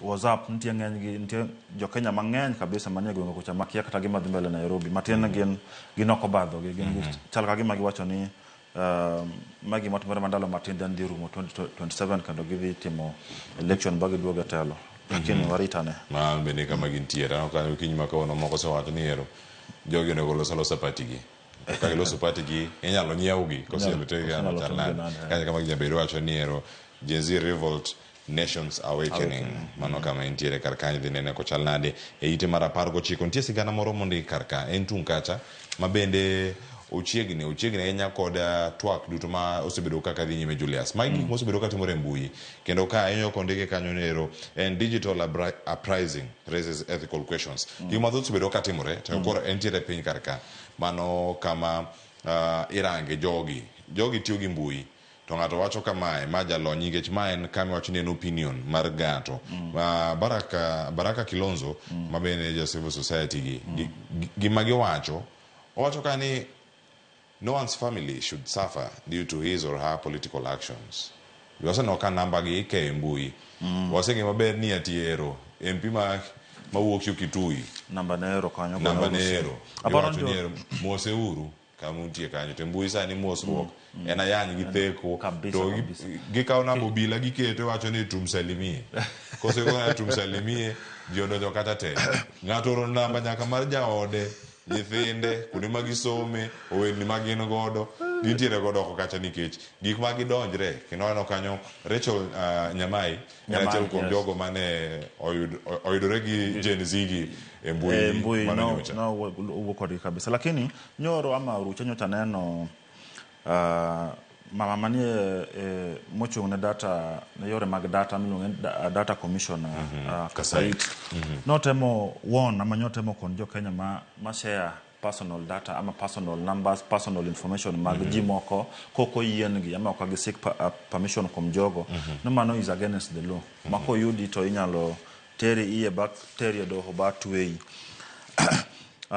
nyoro bena no kama miguno temo share namba mar wabunge moko kanyo ka message magone ero namba ngano gone si mama orne message to wabunge bas bedo kaywak Kinosoro giringa nikisodo messages malo 1000 moko yanyo moko ngison ku kal finance bill moko bedo threaten gi aparo ni chike ma Kenya ko reveal personal data mag ngato yo makamano lakini aparo ni ma en yo mabejo Kenya temo ngisogo ichwang margi magen go sana go jod bura ko kingiyo gini okagigol data ama namba mar ngata oko kanyo mana jok ma gin go ichwanga sana jod bura ko gitemo so jod bura gen ke kokal gini kora paro ne na en ichwang ma jo Kenya ngo en lit moro manie chuny jo Kenya mang'eny sana sana ka lure gi kaka jo od bura osebedo kakalo chike moko ma ok giyiego kaka moko ka finance bill moko giyiego kata ko ken chik kata ka sheria ma Kenya ko yiego lakini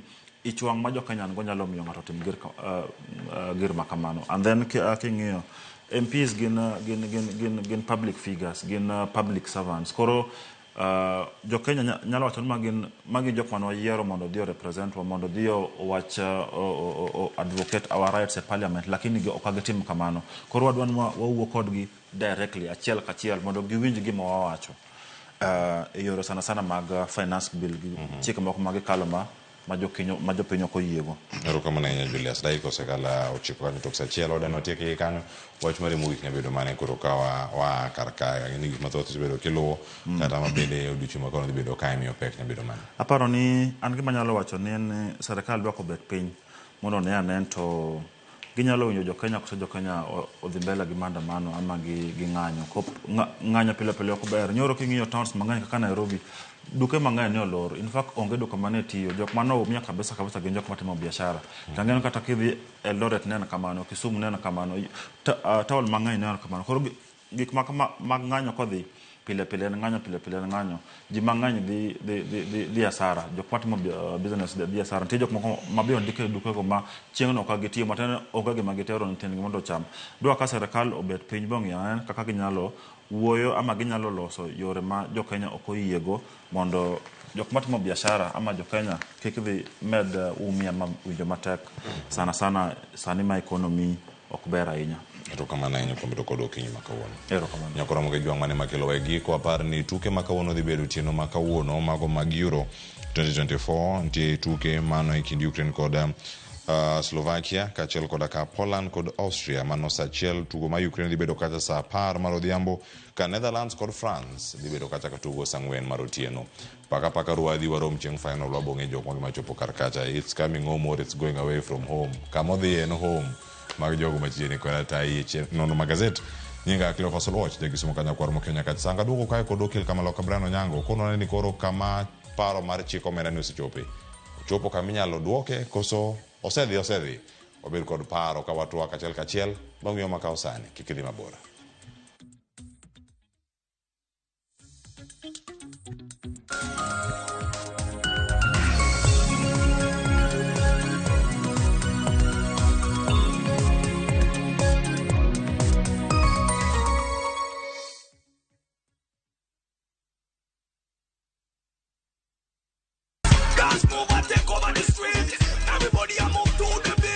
Nyakwara mogeji wan kocha pungeso kama india ni Saturday sangwe no tieno wakelo ni chenro mamit kabisa milugo ni Thum Dagmon TikTok napenda kuzitoka TikTok na wanti rekoda gimilongo ni Adek Maliet in short tatu mode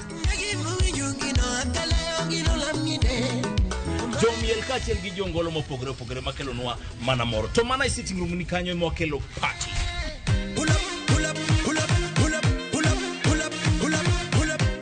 con jok manigi talanta wanti rekoda jofumo gi keyo hello wanti rekoda MC move your body go vibrator fire girl turn around chenro itayo ni koda Kolo instrumental kachiel koda Lin Ramogi Nyanya kachto chenro lungo ni Thum Dagmon pull it over pull it over pull it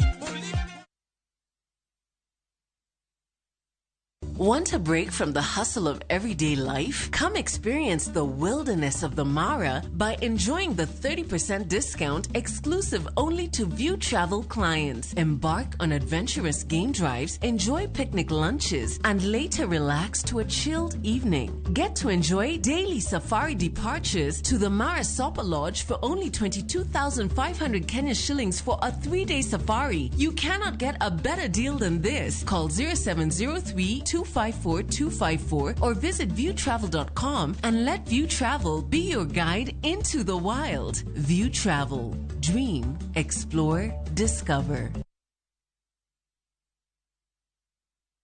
Baby girl for you. Baby nitapiga mboka, nitapiga hustle for you. And I wake up early in the morning for you. Baby nitatoa jasho, nitatoa shati for you. get this song, dial star 811 star 274 hash. Kumbuka, Skiza na Citizen ni nyumbani kwa wasanii wote.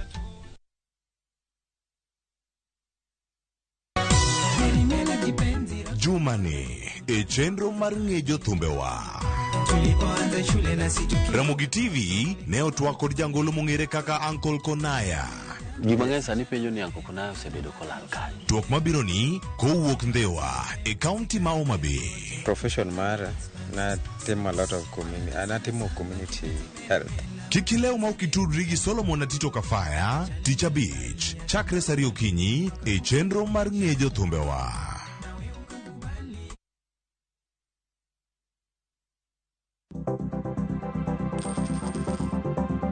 Mondo mi ikungo omenda e yo mayot kendo e yo mowinjore, onego ibed kod paro mar kungo dwe ka dwe, juma ka juma, kata odiochieng' kodiochieng'.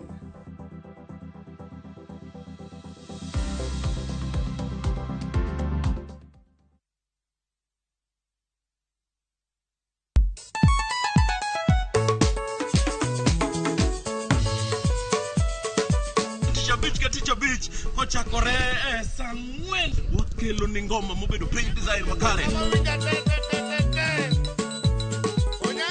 Ramogi TV biro kanyakla kachiel kod Ramogi Radio kama bende stima riwore kod P. Yawanya wauntie kikubed mabor nyakoro mgajen kech kai ekumi yudo gik mamit kabisa e Ramogi Night Disco. Romani Ninja the Entertainer, maintain your position. Idi udakanyo kika fire gudi local instrumental. Wawachoni kete manaka. Teacher Beach ka Teacher Beach sang'wen otieno.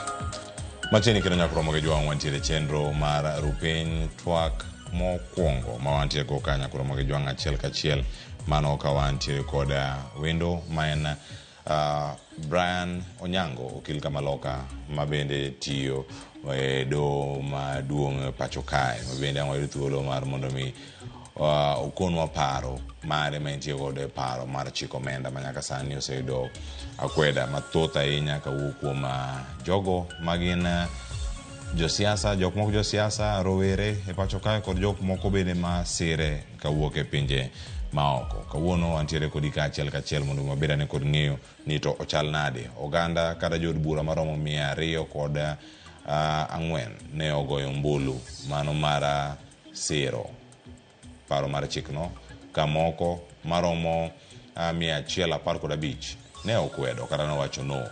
Kama kaka speaker mar od bura Moses Wetangula ne oloso kata ka kinde mane oganda goyo ombulu kama kaka ne ochal odiochienga manyoro kato bang'e ang'ami wendo maen Brian Onyango mondo mi okonwa ni to ochal nade. Wawinjane kaka ne giloso kanyo kane gigoyo ombulu no achiel kachiel.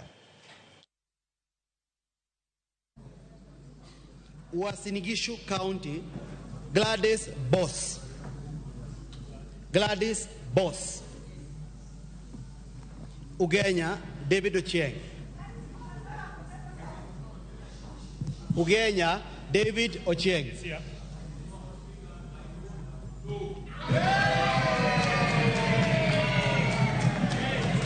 Ugunja,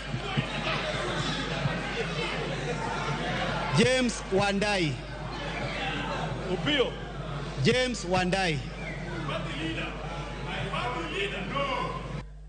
Honorable members, the results of the division on second reading of the Finance Bill 2024 is as follows. Ayes 204, nays 115, abstentions nil, so the ayes have it. Order.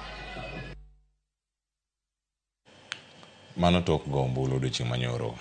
Brian Onyango oyawre kendo machiegni oketo piny Kenya kama chal nade bang' ma en stage wacho ni en second reading en kama chal nade nyaka sani kama jabedo kae kwa wacho ni oganda jo Kenya temo keto geno margi kuom jod bura makoro dong' gi thuolo achiel mar goyo ombulu mogik juma manyien. Erokamano Cleophas kendo erokamano TV mar Ramogi kuom rwaka. Ageno ni sebedo go odiochieng' maber kendo kuma koro wachope ni wachope kumiluongo ni exercise of delegated power matine ni power mora mora ni kuom jopiny kendo king'iyo article 1 of the constitution wacho ni the constitution of Kenya is the supreme law kendo chapter 1 kanyo podi wacho ni power belongs to the people and ratiro ni en kuom ji kendo it can be exercised directly through the people or indirectly through their elected representatives. Koro gima sani wanene finance bill ni en ratiro mar jo Kenya mitiyogo kalure gi jogo mane wagone gi kura. Iluongo ni delegated legislative power. To king'iyo finance bill masani kendo kuma osechope ni kalure gi chike ma Kenya kata chike mag piny Kenya parliament kata the National Assembly gi Senate ema nigi ratiro mar loso chike. Koro gima sani wacho ni en chik machalo kaka BBI cha. Koro mae chik moro mi idwa losi mondo okonwa kaka budget manosomcha pesa no ibo gol kuom jopiny. Kendo gigi wang'iyo nikech wach mar usuru kata wach taxation tie principle moro katiba wa miwacho ni there is no taxation without legislation. Matina ni mondo pesa ichul ne serikal nyaka bed gi sheria moro mawacho ni pesa ni onego chul. Koro gima sani finance bill ni temo loso en loko paro mar chike michoko go osuru. Kendo this legislative power is exercised by the National Assembly in the first instance. Matinde ni National Assembly ema nyaka kele kendo king'iyo bill manobiro ni nen bill manokel gi a member of a committee iluongo ni the chairperson of the finance committee emanokele lakini ne wachore ni nondike gi treasury. Koro kako kele gi member ni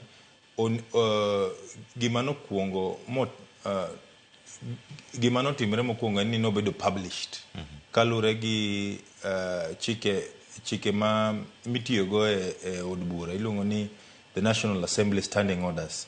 The National Assembly Standing Orders wacho ni gima kwongo mitimo ne bill en ni ngata mbunge mora moro yiene ndiko bill kata mana japiny yiene ndiko bill to itere ir clerk kaso clerk ng'iyo achiel kuom ing'iyo spelling ing'iyo gik moko machalo kamano kaso itere ne clerk ka clerk osepuodhe titere ne speaker to speaker order mondo obed published matendo ni okete gimiluongo ni Kenya Gazette.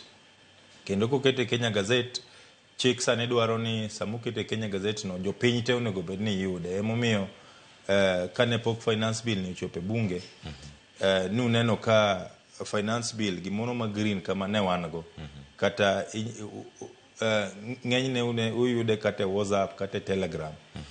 Koro bang' kose kele bunge kae titimo ne gimoro miluongo ni first reading. Kendo first reading ni en gima koro speaker ema lando matene ni speaker lando ni chik moro kae okel kendo chik ni mae kaka wadwa time to kosekel chik ni to kosetim ni first reading ti itere gimiluongo ni committee stage. Okay, kendo committee stage ne momiyo ema nuneno ka jo finance committee oyudo bill kendo ne gidhi around kendo ne giluongo ji ne giluongo jo Law Society of Kenya ne giluongo jo tabura e kanisa ne giluongo jo kanisa ne giluongo jo civil society ne giluongo tax experts ngata mane dwaro chiwo duonde. In fact kata mana banks no dhi ochiwo duondgi mane luongo ni committee stage.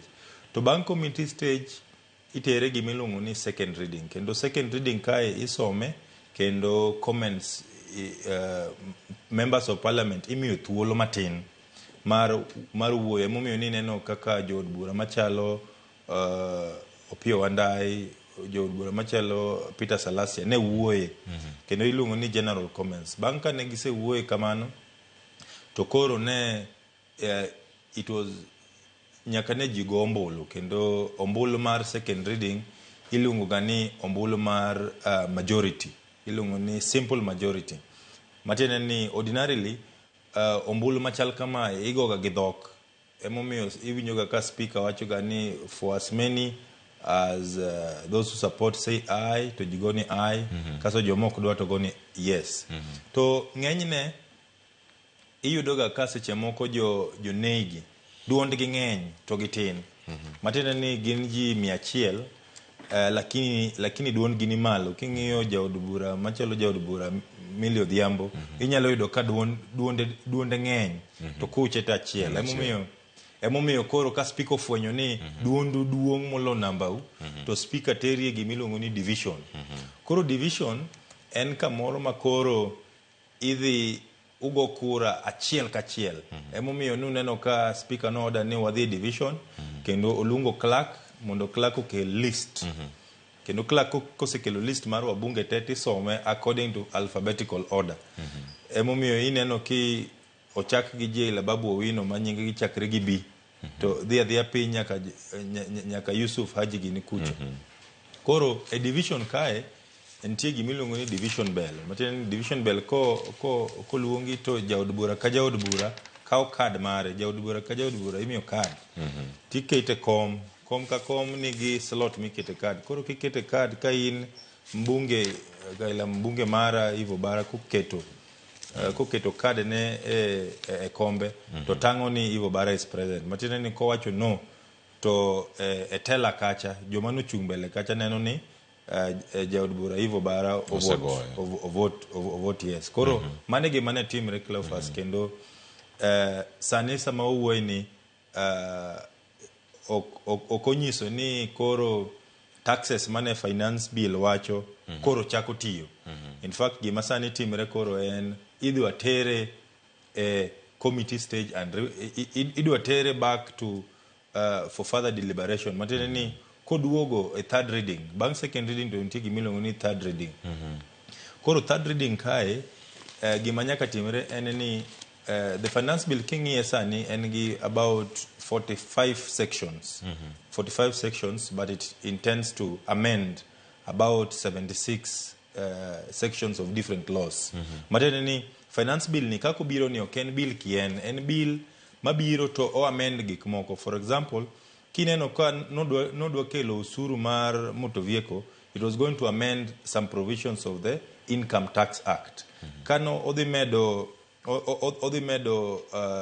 tax luxury goods, it was going to amend kano odhi medo usuru luxurious goods. Matiende ni finance bill ne dhi amend legislation miluongo ni Excise Duty Act. Kendo kineno kodhi medo pesa michulo kate mkate to nodhi amend legislation miluongo ni VAT Act. Matiende ni finance bill ni en bill achiel lakini odhi affect gik mathoth e paro mar chik. Kendo koro what to expect en ni ka next week oduogo e bunge to next week ibo som section by section. To bende en kinde moromo wakili kwarango ni en odiochieng' manyoro wan gi kawuono weekend ka odhi ka chieng' wuok tich. Chieng' tich ariyo nego bed ni duoke mondo mi osome section by section. Kwacho ni duoke ne committee for further deliberations kata twak mathoth mondo mi obed e wiye ka. Thuolo mantie ni oromo twak to jomage matwak e iye ka gin jo komiti motele kod jaod bura mamolo Kuria koso obede yo machal nade kinde makoro twak machelo ni chak donjre e twak ma jaod bura bedo osebedogo. Koro sani gima timre en to adopt, nikech gima no timre nyoro ne en adopting the committee report. Matiende ni committee no semi bill bang first reading no migi bill mondo gidhigo e committee stage. kendo during committee stage mane giwinjo pach jo Kenya. Koro kane gisewinjo pach jo Kenya to original cha ema gidhi gindiko ne report. Matene sani bill pokoloki. Sani gima nobedo past nyoro en the report, and the report mar finance committee. To finance committee gima no recommend and let us move this bill to the next stage. But then kata gigo mineno ka owachi obedo owachi ni ogol machalo motor vehicle tax on diapers, tax on mkate. Mago gik making'iyo bill masani nitie, gigo pod nitie. En mana ni gimotimre en ni report mar committee mar finance mano bedo table nyoro no recommend ni gigi wagol. Matiende ni kawaduogo third reading. A third reading wabo somo the newer version makoro oloki mondo omach report mar committee. Koro sani gik madhi mbele sani e bunge kalure gi standing orders mag National Assembly gi katiba mar Kenya.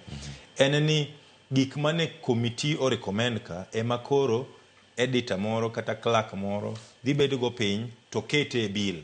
Mare ni sani onge gik mang'eny midhi wachi, alafu odhi bedo published kendo king'iyo standing orders mag National Assembly gi ruling mane Speaker Moses Wetangula ochiwo no reduce the number of days of publishing from 7 days to 5 days. Nikech katibo yene reducing it to not less than 5 days. Matene ni koro are nyoro nyaka next week about 5 days ema koro ibo kele for third reading. Kendo the version ma bobedo discussed next week kokele and the version makoro okelo gik manogol ka. For example, motor vehicle tax ka koro version mathazi cha ema dhi kele. Kendo bang' mano kose kele kamano ting'eni pod idhi kete e vote. Matiende ni kata bed ni jo committee no wacho ni wagol motor vehicle tax ka jo committee osewacho ni wagol motor vehicle tax to kele third reading to jo bunge ochako wacho ni wan golo motor vehicle tax no okwadwa to motor vehicle tax no duogo. Emomiyo king'iyo gik mane committee owacho maka ne gilieka. In fact gima jo Kenya nyaka ng'e ni proposals manogolgo emomiyo king'iyo ng'eny ji ne wacho ni reject, do not amend. Nikech kaka ne gi recommend machama na recommendation to ka giduogo third reading to jo bunge wacho ni wan motor vehicle tax no pod wadwaro to oduoga. En mana ni king'iyo history kata king'iyo culture mar bunge en ng'enyne ok gi deviate ahinya from gigo mane jo committee owacho. Kamano. Mano bende nitie gik mathoth mantiere karka nikech ombulu osego gik mopogore oseket karka gik ma jopiny onego bed timo, gik ma jod bura onego bed timo e kinde ma walose ni. Nikech ni koro ka giduogo ombulu ne bedo ka igoyo. Nitiere paro ma pod mienjo ni poni lokruok oneno kata jod bura gi ogoyo ombulu mopogore bang' somo mar adek. Lokruok moro amora nyalo bedo karka. Kowach ni ero jod bura mathoth bang'e okalo. Wach koro jo yes ema koro bedo mathoth moloyo jono. Jono bedo mathoth moloyo jo yes. Oketo chenro gi yo machal nade. Ten migawo mar omenda oselando kanyo ni kokwed paro ni duto dhi kelo rem mar omenda maromo bilion 200. Dibed ni odhi kelo bugo moro amora koso chik to wacho ni kata mokalo cha nyalo bedo. To bende mede nyaka sani nitie weche mag finance bill maiga mokalo mar 2023 mapod ni e doho nyaka sani kama ochako tich. Mane doho ka dhi nyime koso idhi wegi koso idhi many kaka masani bende idhi nywande ye ka ipono tere doho odhi chalo nade weche gi mag chik. King'iyo the provisions of nitie chapter achiel mar public finance. Pani en chapter 16 17. Kalure gi kaka the Kenya's fiscal plan chalo every year nyaka bed gi finance bill kata nyaka bed gi finance act matene ni iga ka iga nyaka som budget kendo budget no nyaka som kaka idwa noti nikech budget ka budget mar Kenya en a yearly budget. Onge budget mi isomo Kenya ka madhi tiyo for more than 1 year. Matene ni ng'eny physical policies gi plans ma Kenya kae last 1 year. Matene ni ka ji othicho ko finance act or finance bill mar 2024, what will mean we will give life to the finance bill of 2023. Matene ni any new change mora ma itiyogo sani kata change mora ma bill ni ne dhi kelo ok dhi tiyo. Matene ni ka for example tax on bread ne tax ni dhi ketne bread makoro sani bread siling 50 to finance bill mar 2024 ne dhi kete siling 76. To finance bill ni te othichoko kata kipengele no kende mothichoko to ntie kaka bread ni pod wadhi chulo tax. It does not mean ni ka finance bill mar 2024 thichoko to koro wan kaka jo Kenya onge usuru ma chulo. What it will mean ni usuru mani dwa medcha kata mani dwa gol ema koro ok dhi take effect. Kendo gima daher nyiso jowinjo kata joneno en ni adier ka wawacho adier to ntie sections mag finance bill ma 2024 ni ma duoko tax piny machalo kaka for example employment income. Ntie kipengele mar finance bill madhi wacho ni mawacho ni ntiere benefits moko ma kata ntie expenses moko ma ka jatich otiyogo inyalo tigo mondo oduok pesa ne mochulo tax piny. Koro ntie vipengele machalo 13 kata 14 ma the effect magin go and to reduce tax. For example ntie products moko kata ntie goods moko machalo goods mitiyo gi jo police kata gi serikal. Ntie goods ma iluongo ni medical equipment. King'iyo bill no to ntie kuma medical equipment wacho bill wacho ni tax on medical equipment koro ithicho oko. Koro an kaka nene en ni finance bill mar 2024 ni thich to okane possibility ni nyalo thiche oko te. Gima inyalo tim en ni it can be changed substantially. Kendo king'iyo finance bill mar apani 2021 kata 2022 banka nosekele e bunge gi jo treasury to odhi e stages go noloke malich ahinya kendo ne ndalo handshake kendo noloke it was changed substantially. Kendo bank osebedo change substantially to dhi ir president nikech the last stage en presidential assent. To Uhuru nodhi ong'iyo bill no to nikech chuny manengo nodhi oduoke kendo nikech onyalo duoke ne bunge. To kono gini ang'eni uwacho ni jo Kenya gi nyaka chul tax mang'eny to an kaka president aneno ni tax mang'eny monego gichul gi onego duogi. Koro kata sani kuma wantiere ni akieni Nyasaye nyalo donjo ir ker mar Kenya. Iwinjo kaka wuoyo kan Garissa. Owacho ni jod bura kaluru gini gigi dhi kelo ber e weche mag somo, medo omenda ne weche mag chiemo mag nyithindo e sikul. En gima ber ne jopiny. Bende weche nyalo lokore pono. Ing'eni gimiwacho kuom ker masani ni en ni osuru to ero emomiyo jomoko tinde ochake ni Zakayo. To wan kaka jo Kristo nikech wang'eni ker mar Kenya lemo kendo wakia seche moko winjo ywak ma jo Kenya sani ochiwo. Ka Nyasaye di donje chunye to bunge to wacho ni jo Kenya gi nyaka cham tax mang'eny.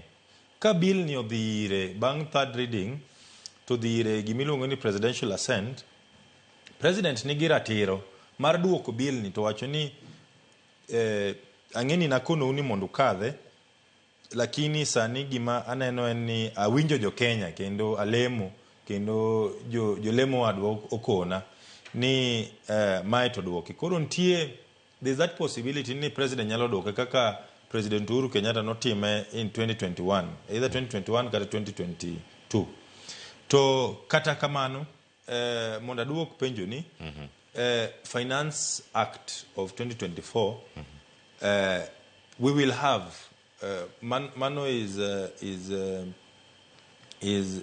a granted nikech onge higa moro amora ma Finance Act nosethichoko. King'iyo kata iwacho ni nitie Finance Act ma 2023 mane ni od bura.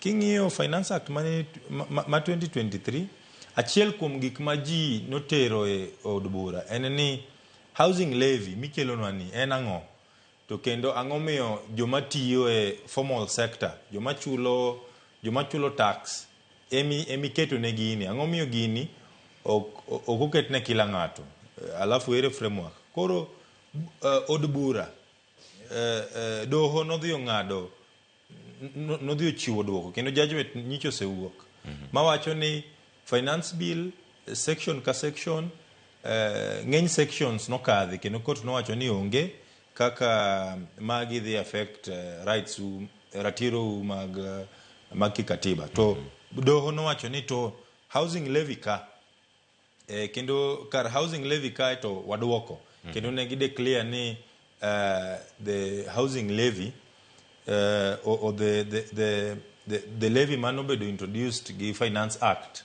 of 2023 miluongo ni housing levy nothichoko. But sani ki download king'iyo Finance Act kaka nokadhe, pod ibo yudo ka housing levy no nitie kendo ibo yudo ka pod omienje en kanyo. To en mana ni gimoro amora kosebedo declared unconstitutional to kata dobedi kata entie to osebedo declared unconstitutional ok onyal tiyo. Matiende ni despite the fact ni nitie housing levy Finance Act mar 2023 to kendo pod entie ok onyal bedo applied. En mana ni jobunge nodhi okele in a different form gi a different legislation mar Housing Act.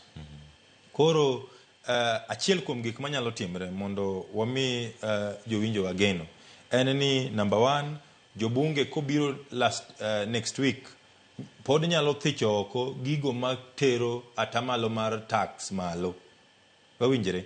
Matiende ni those clauses which tend to have the effect of increasing taxation can be reduced or can be amended or removed. Okay? Mar ariyo, kata ka gikadhe to ka watere ir president be pod nyalo ndiko recommendation mondo giduog mondo parliament ogole.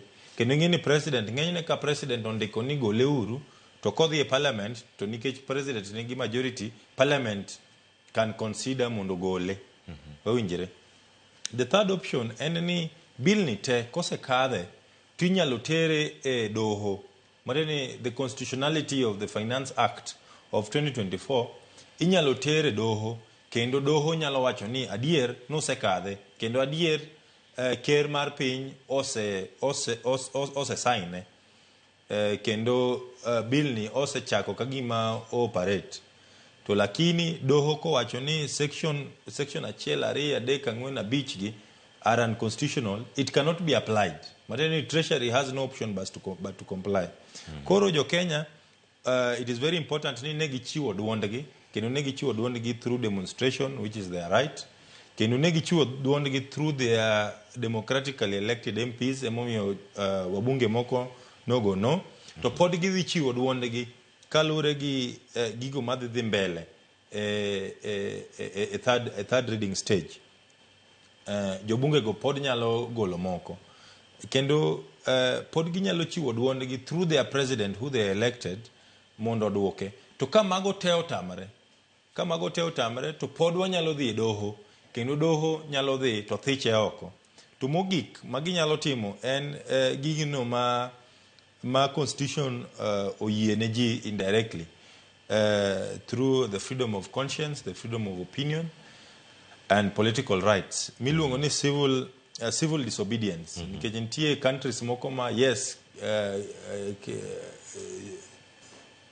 bura kata seria wacho ni onego ichul tax ni to pod ok gichul. Kendo kiparo maber inyalo yudo ka ndalo moko jakom Raila Odinga nokono ji ni koro tax ni kik uchule.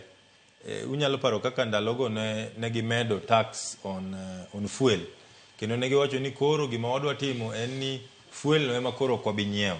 Mani it is an act of civil disobedience. Matene ni kata ka serikal wacho ni wachul, the last and final option en tamruok chulo. En mani ni tamruok chulo kalure gi seria en ni sometimes it can lead to you paying penalties, it can lead to you being arrested, and it can lead to different sanctions that can happen to you. But kaka wawacheno pod nitie geno ni lokruok nyalo bedo kamano. Lokruok ma igeno nyalo bedo kar kada no lok tanga matin ka pod warango kata weche mag paro mar chiko omenda ni ndik mosebedo ka kwede wanene od bura gi jogo mosire bende od bura. Ote mowuok kuom jagoro maduong' mar ODM en ote manoora odiochieng' manyoro odhiambo bang' kane osego ombulu kendo wacho ni opuoyo jod bura 115 manogoyo ombulu kendo nowinjo kwayo mag jopiny, kendo wacho ni kuom maromo 204 manowacho yes, wacho ni mago to wende Gen Zs mondo dilko. Ten bende wacho ni kaka SG mar ODM odhi recommend ne party mano kuku mar telo mano mar duond bura mar ODM mondo gichak process mano mar recall. Walosane weche mag recall kata iwacho ni ka ng'ato oseore tich iluonge kendo duogi ka tich otame kata ka tich ok otimo makare mondo mi okonu e kendo ni en ang'o manotimo. Ochal nade process mar recall bende wasenene piny Kenya to ka wachomo kindegi rowere masani ni oko mane ndaragi. Recall ni itime process machal nade nikech ng'ato penjre sani jaod bura no wacho yes, jaod bura no wacho no, ok owacho gima na paro kaka ng'ama ochung'ne. Itime yo machal nade pacho kata bende iwone gima nyalo timore e demokrasia marwa ma Kenya. Erokamano Cleophas. The right of recall iyudo chapter 6 of the Constitution of Kenya iluongo ni representation of the people. To king'iyo kipengele Article 95 mar Constitution wacho ni the right of recall. Kendo Constitution wacho ni mbunge mora mora mose ndiki kendo mbunge mora mora mose mithuolo through election inyalo duoki kendo inyalo mai tich. Your services can be terminated through a process of recall. To gima rach malate miwuoro ma kata doho osewacho en ni kipengele Article 95(2), if I'm not wrong, wacho ni how to do the right of recall. Kaki botime wacho recall. Ni Constitution wacho ni inyalo recall. To Constitution odhi mbele sub-article 2 to wacho ni Parliament will legislate on the right of recall. Matiende niya, wacho niya mbunge inyalo goli kendo katiba wacho ni inyalo goli, lakini sub-article 2 kendo koro lokre gi jopiny to wacho niya ni wabunge losuru chik kako nego golu. Wawinjo hapa ni wawinjo kaka discrepancy no chalo, yani ikono ng'ato niya inyalo goli to inachiel minyalo goli no the lost chik kaka inyalo goli. What do you expect from such a process? Wabunge ok nyal loso chik ma keto gol margi mayot. In fact, king'iyo the legislation makoro wabunge noloso in honor of that sabbatical of the Constitution okete mana e section moro a part moro mar Election Act iluongo ni the right of recall. Kendo king'iyo Election Act kanyo ibofuenyo ni the process mar golo mbunge otek kendo it even involves tere court mondo court owach ni he is unfit to hold office. It is a process which apani it is possible, but nikech en process molos gi wabunge koro beto pek. It needs patience, it needs gigo mang'eny. It even needs a vote within your constituency which vote people avoid nikech king'iyo kata kaka budget oketi kata kaka political dynamics tinde timre ni seche moko kuchako kata process mar recall mbunge ni tiwinjo ka odhi obolre ne jopiny to odhi odok ne jopiny to okwayo ng'uono mondo sama ang' koro wadok e vote mar jopiny cha to koro jopiny wacho nang'oa ok wanyal ndiko signature mar recall mbunge ni koro daher mondo akon jopiny ni achiel kuom ka chieng' moro wayudo thuolo mar loko katiba kata ka wayudo thuolo mar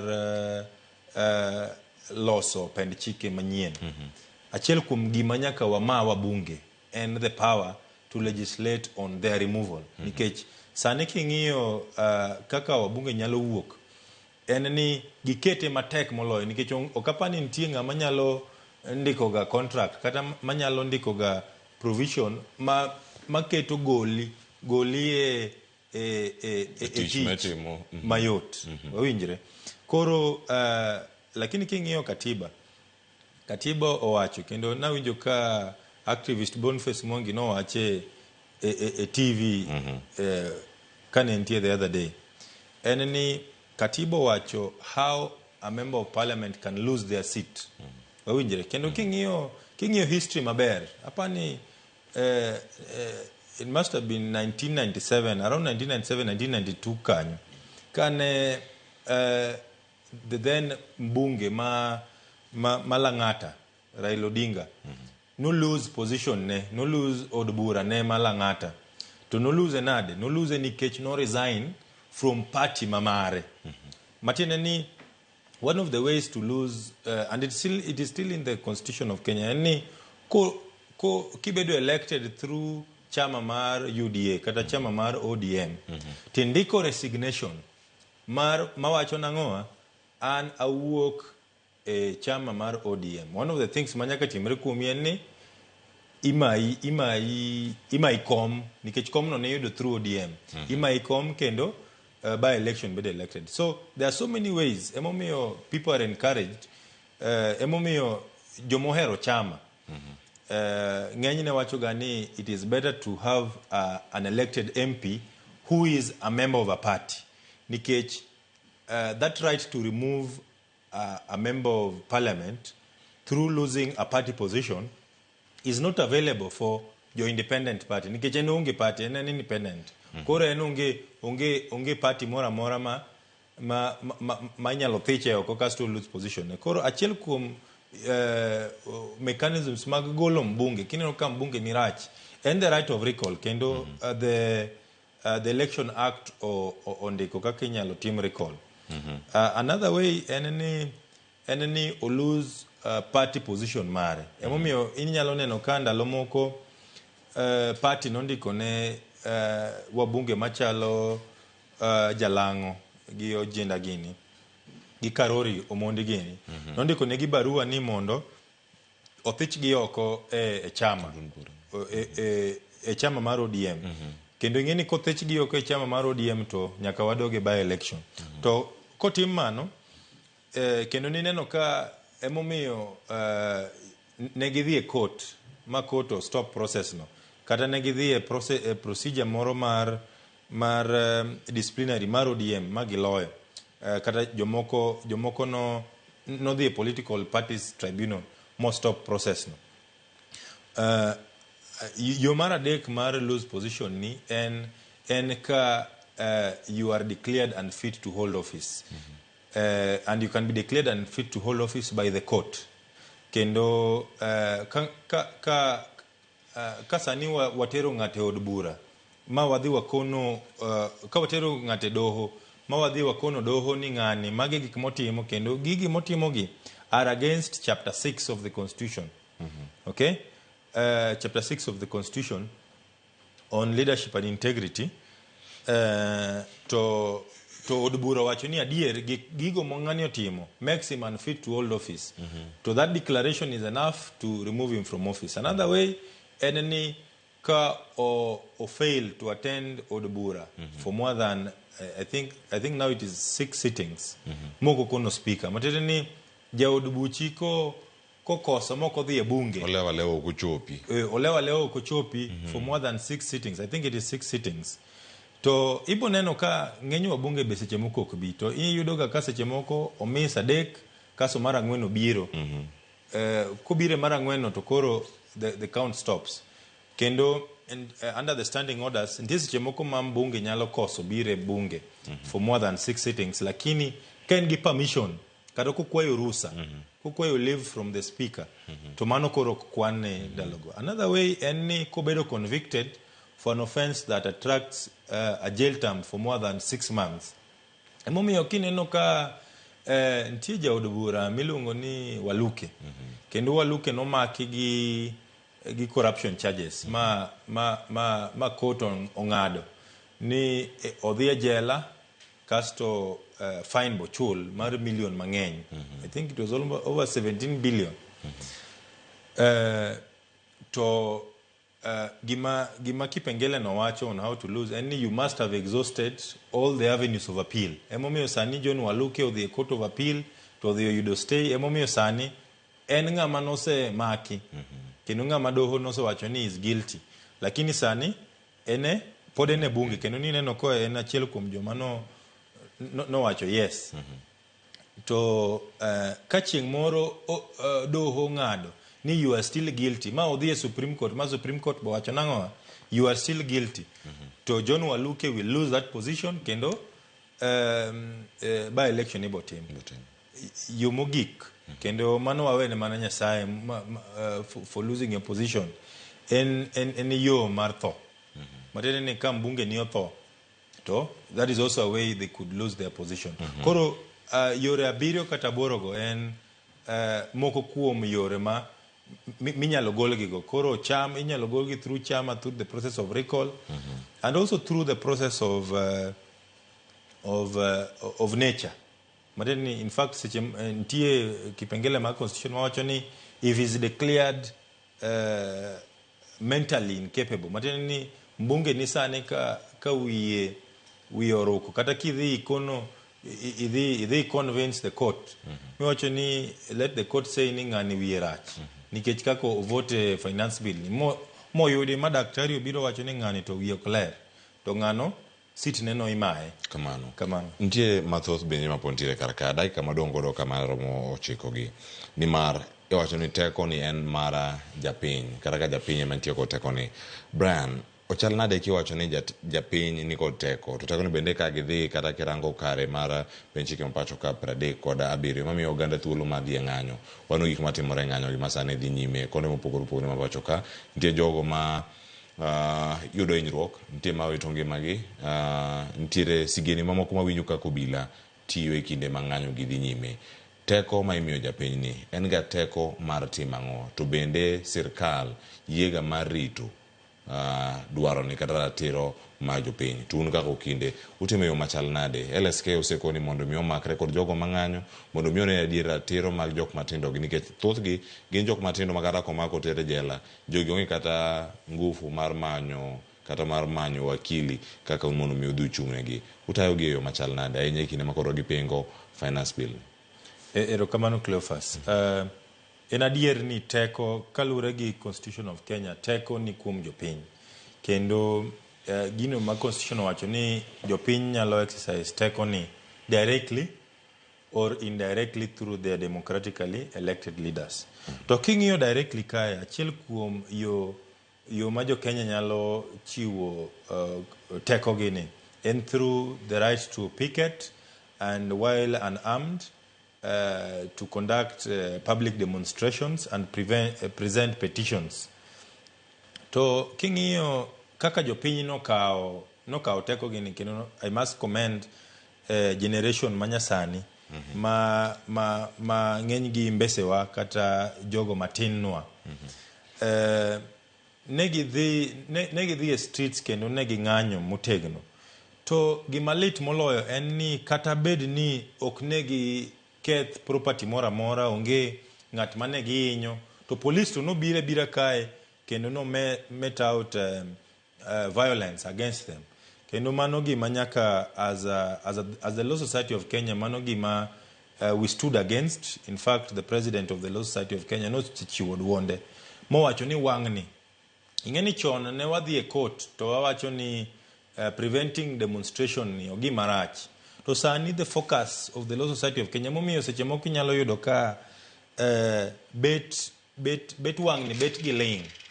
Ibo yudo ka wang'ni gima itimo nikech court be nosewacho something about individual and private responsibility. Koro gima sani the Law Society of Kenya timo gi okinde mang'eny timo en ni sani wang'eyo ni waterboza moket e Parliament Road cha sani because of kaka information ng'eny wang'e ni ofisa manie boza no iluongo ni Constable Kirui en modiyo pigno. Number 2 wang'e ni ofisa moting'o luth madwa go ja Kenya ni kata ofisa ma muocho tiagas ni kata mago bunde ni en ng'ama chalo kama. Koro wang'ni our focus is not the National Police Service gi ejikome. Wang'ni ka in police kendo police mora mawinja en ni wang'ni itimo gimarach. To gimarach no okibi wacho ni National Police Service emokoni ni tim. Gimitimo no itimo kiin kendo sama koro imaki iting'o msalapi ibo ting'o msalapi ng'ata chiel. Emomiyo ineno sani polisi ne ni polisi adi e ng'anyo manyoro ne ging'eny kendo the other day Monday ka ne gi diro tiagas ne ging'eny to sani kinyiri aila police kendo I wish him quick recovery. To king'iyo police mane oinyo lwete gi ariyo cha sani ne ging'enye ng'anyo to sama koro chopo ni koro idwa thiedhi ng'ata achiel.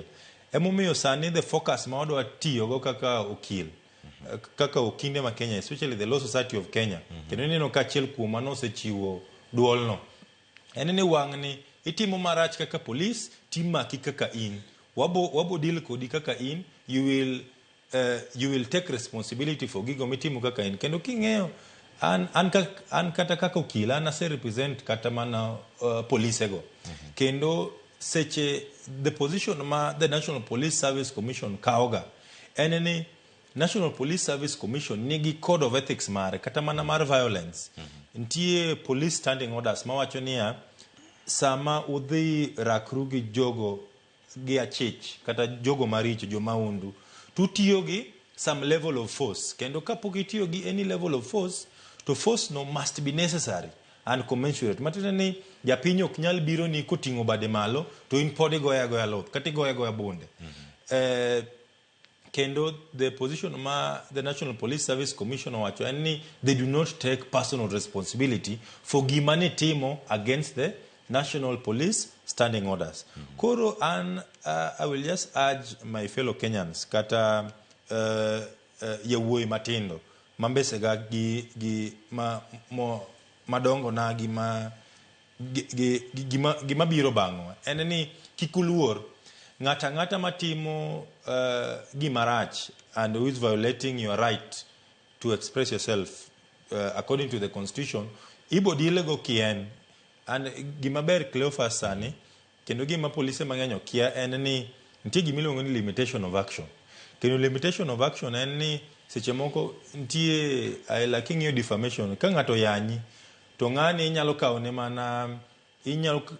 kawne mana hatua within 1 year. Matine ni 1 year after today ok inyal deal kode. Lakini in criminal cases kata police manohinyo Raila ndalo ka 1992 1980 kucho pod inyalo mak kawuono.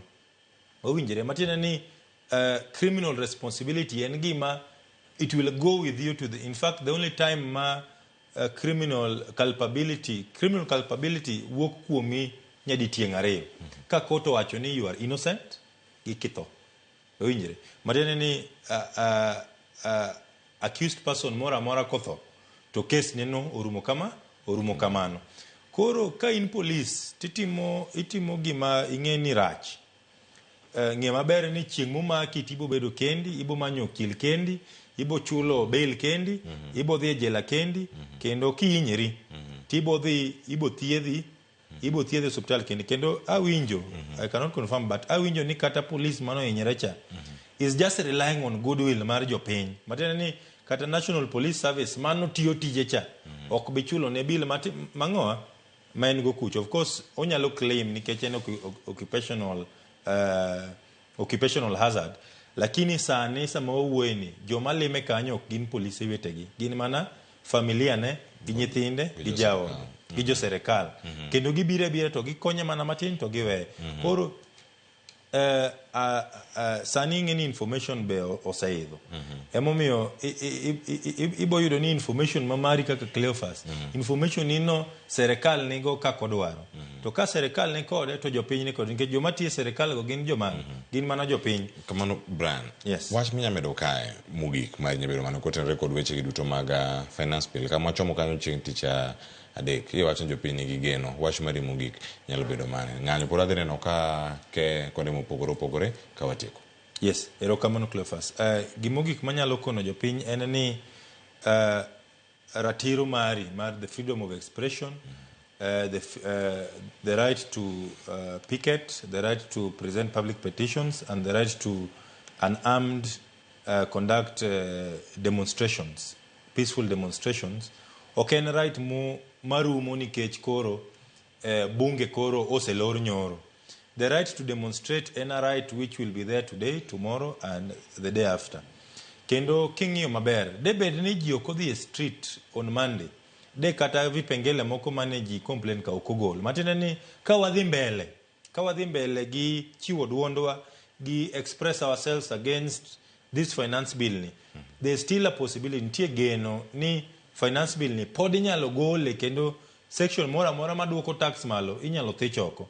Koro jopiny, let us not stop, let us use our platforms, let us express ourselves. Kata un jofwambo wameduru mana jiwo ji kendo kono ji ni ratechgi mar public demonstration, the freedom of expression does not stop nikech bill osedhi e third stage. Koro daher mondo akon gini wadhi adhiya uru mbele kik wawe. Ka waweyo to gino okethrenwa.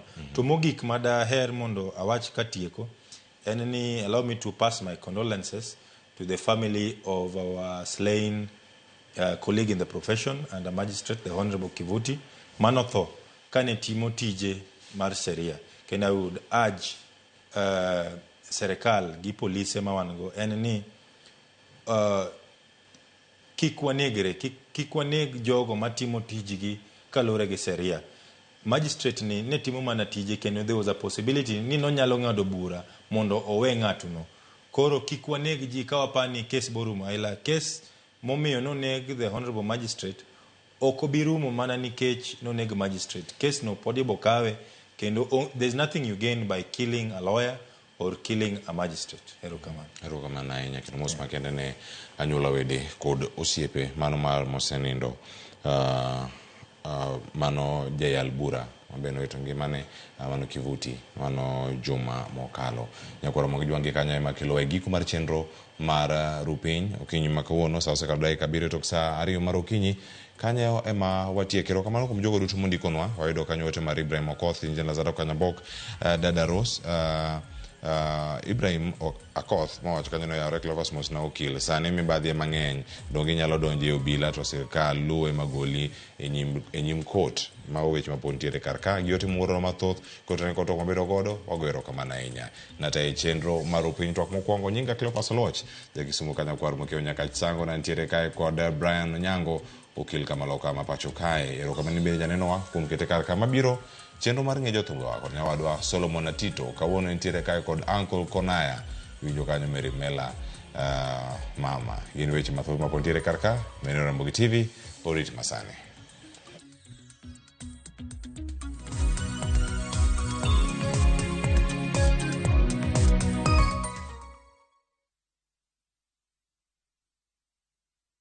Mimi nataka uwakishe moto, nataka uende ukaharibu kabisa. Yani dismantle. Familia ya mzee Job imetawaliwa na chuki, migawanyiko na siri. Kuna story nazisikia hapa mtaani. Story gani? Bintiye Job hasikii la mwadhini wala la mteka maji msikitini. Jackson atakupa nini wewe? Yeye mwenyewe yule hana mbele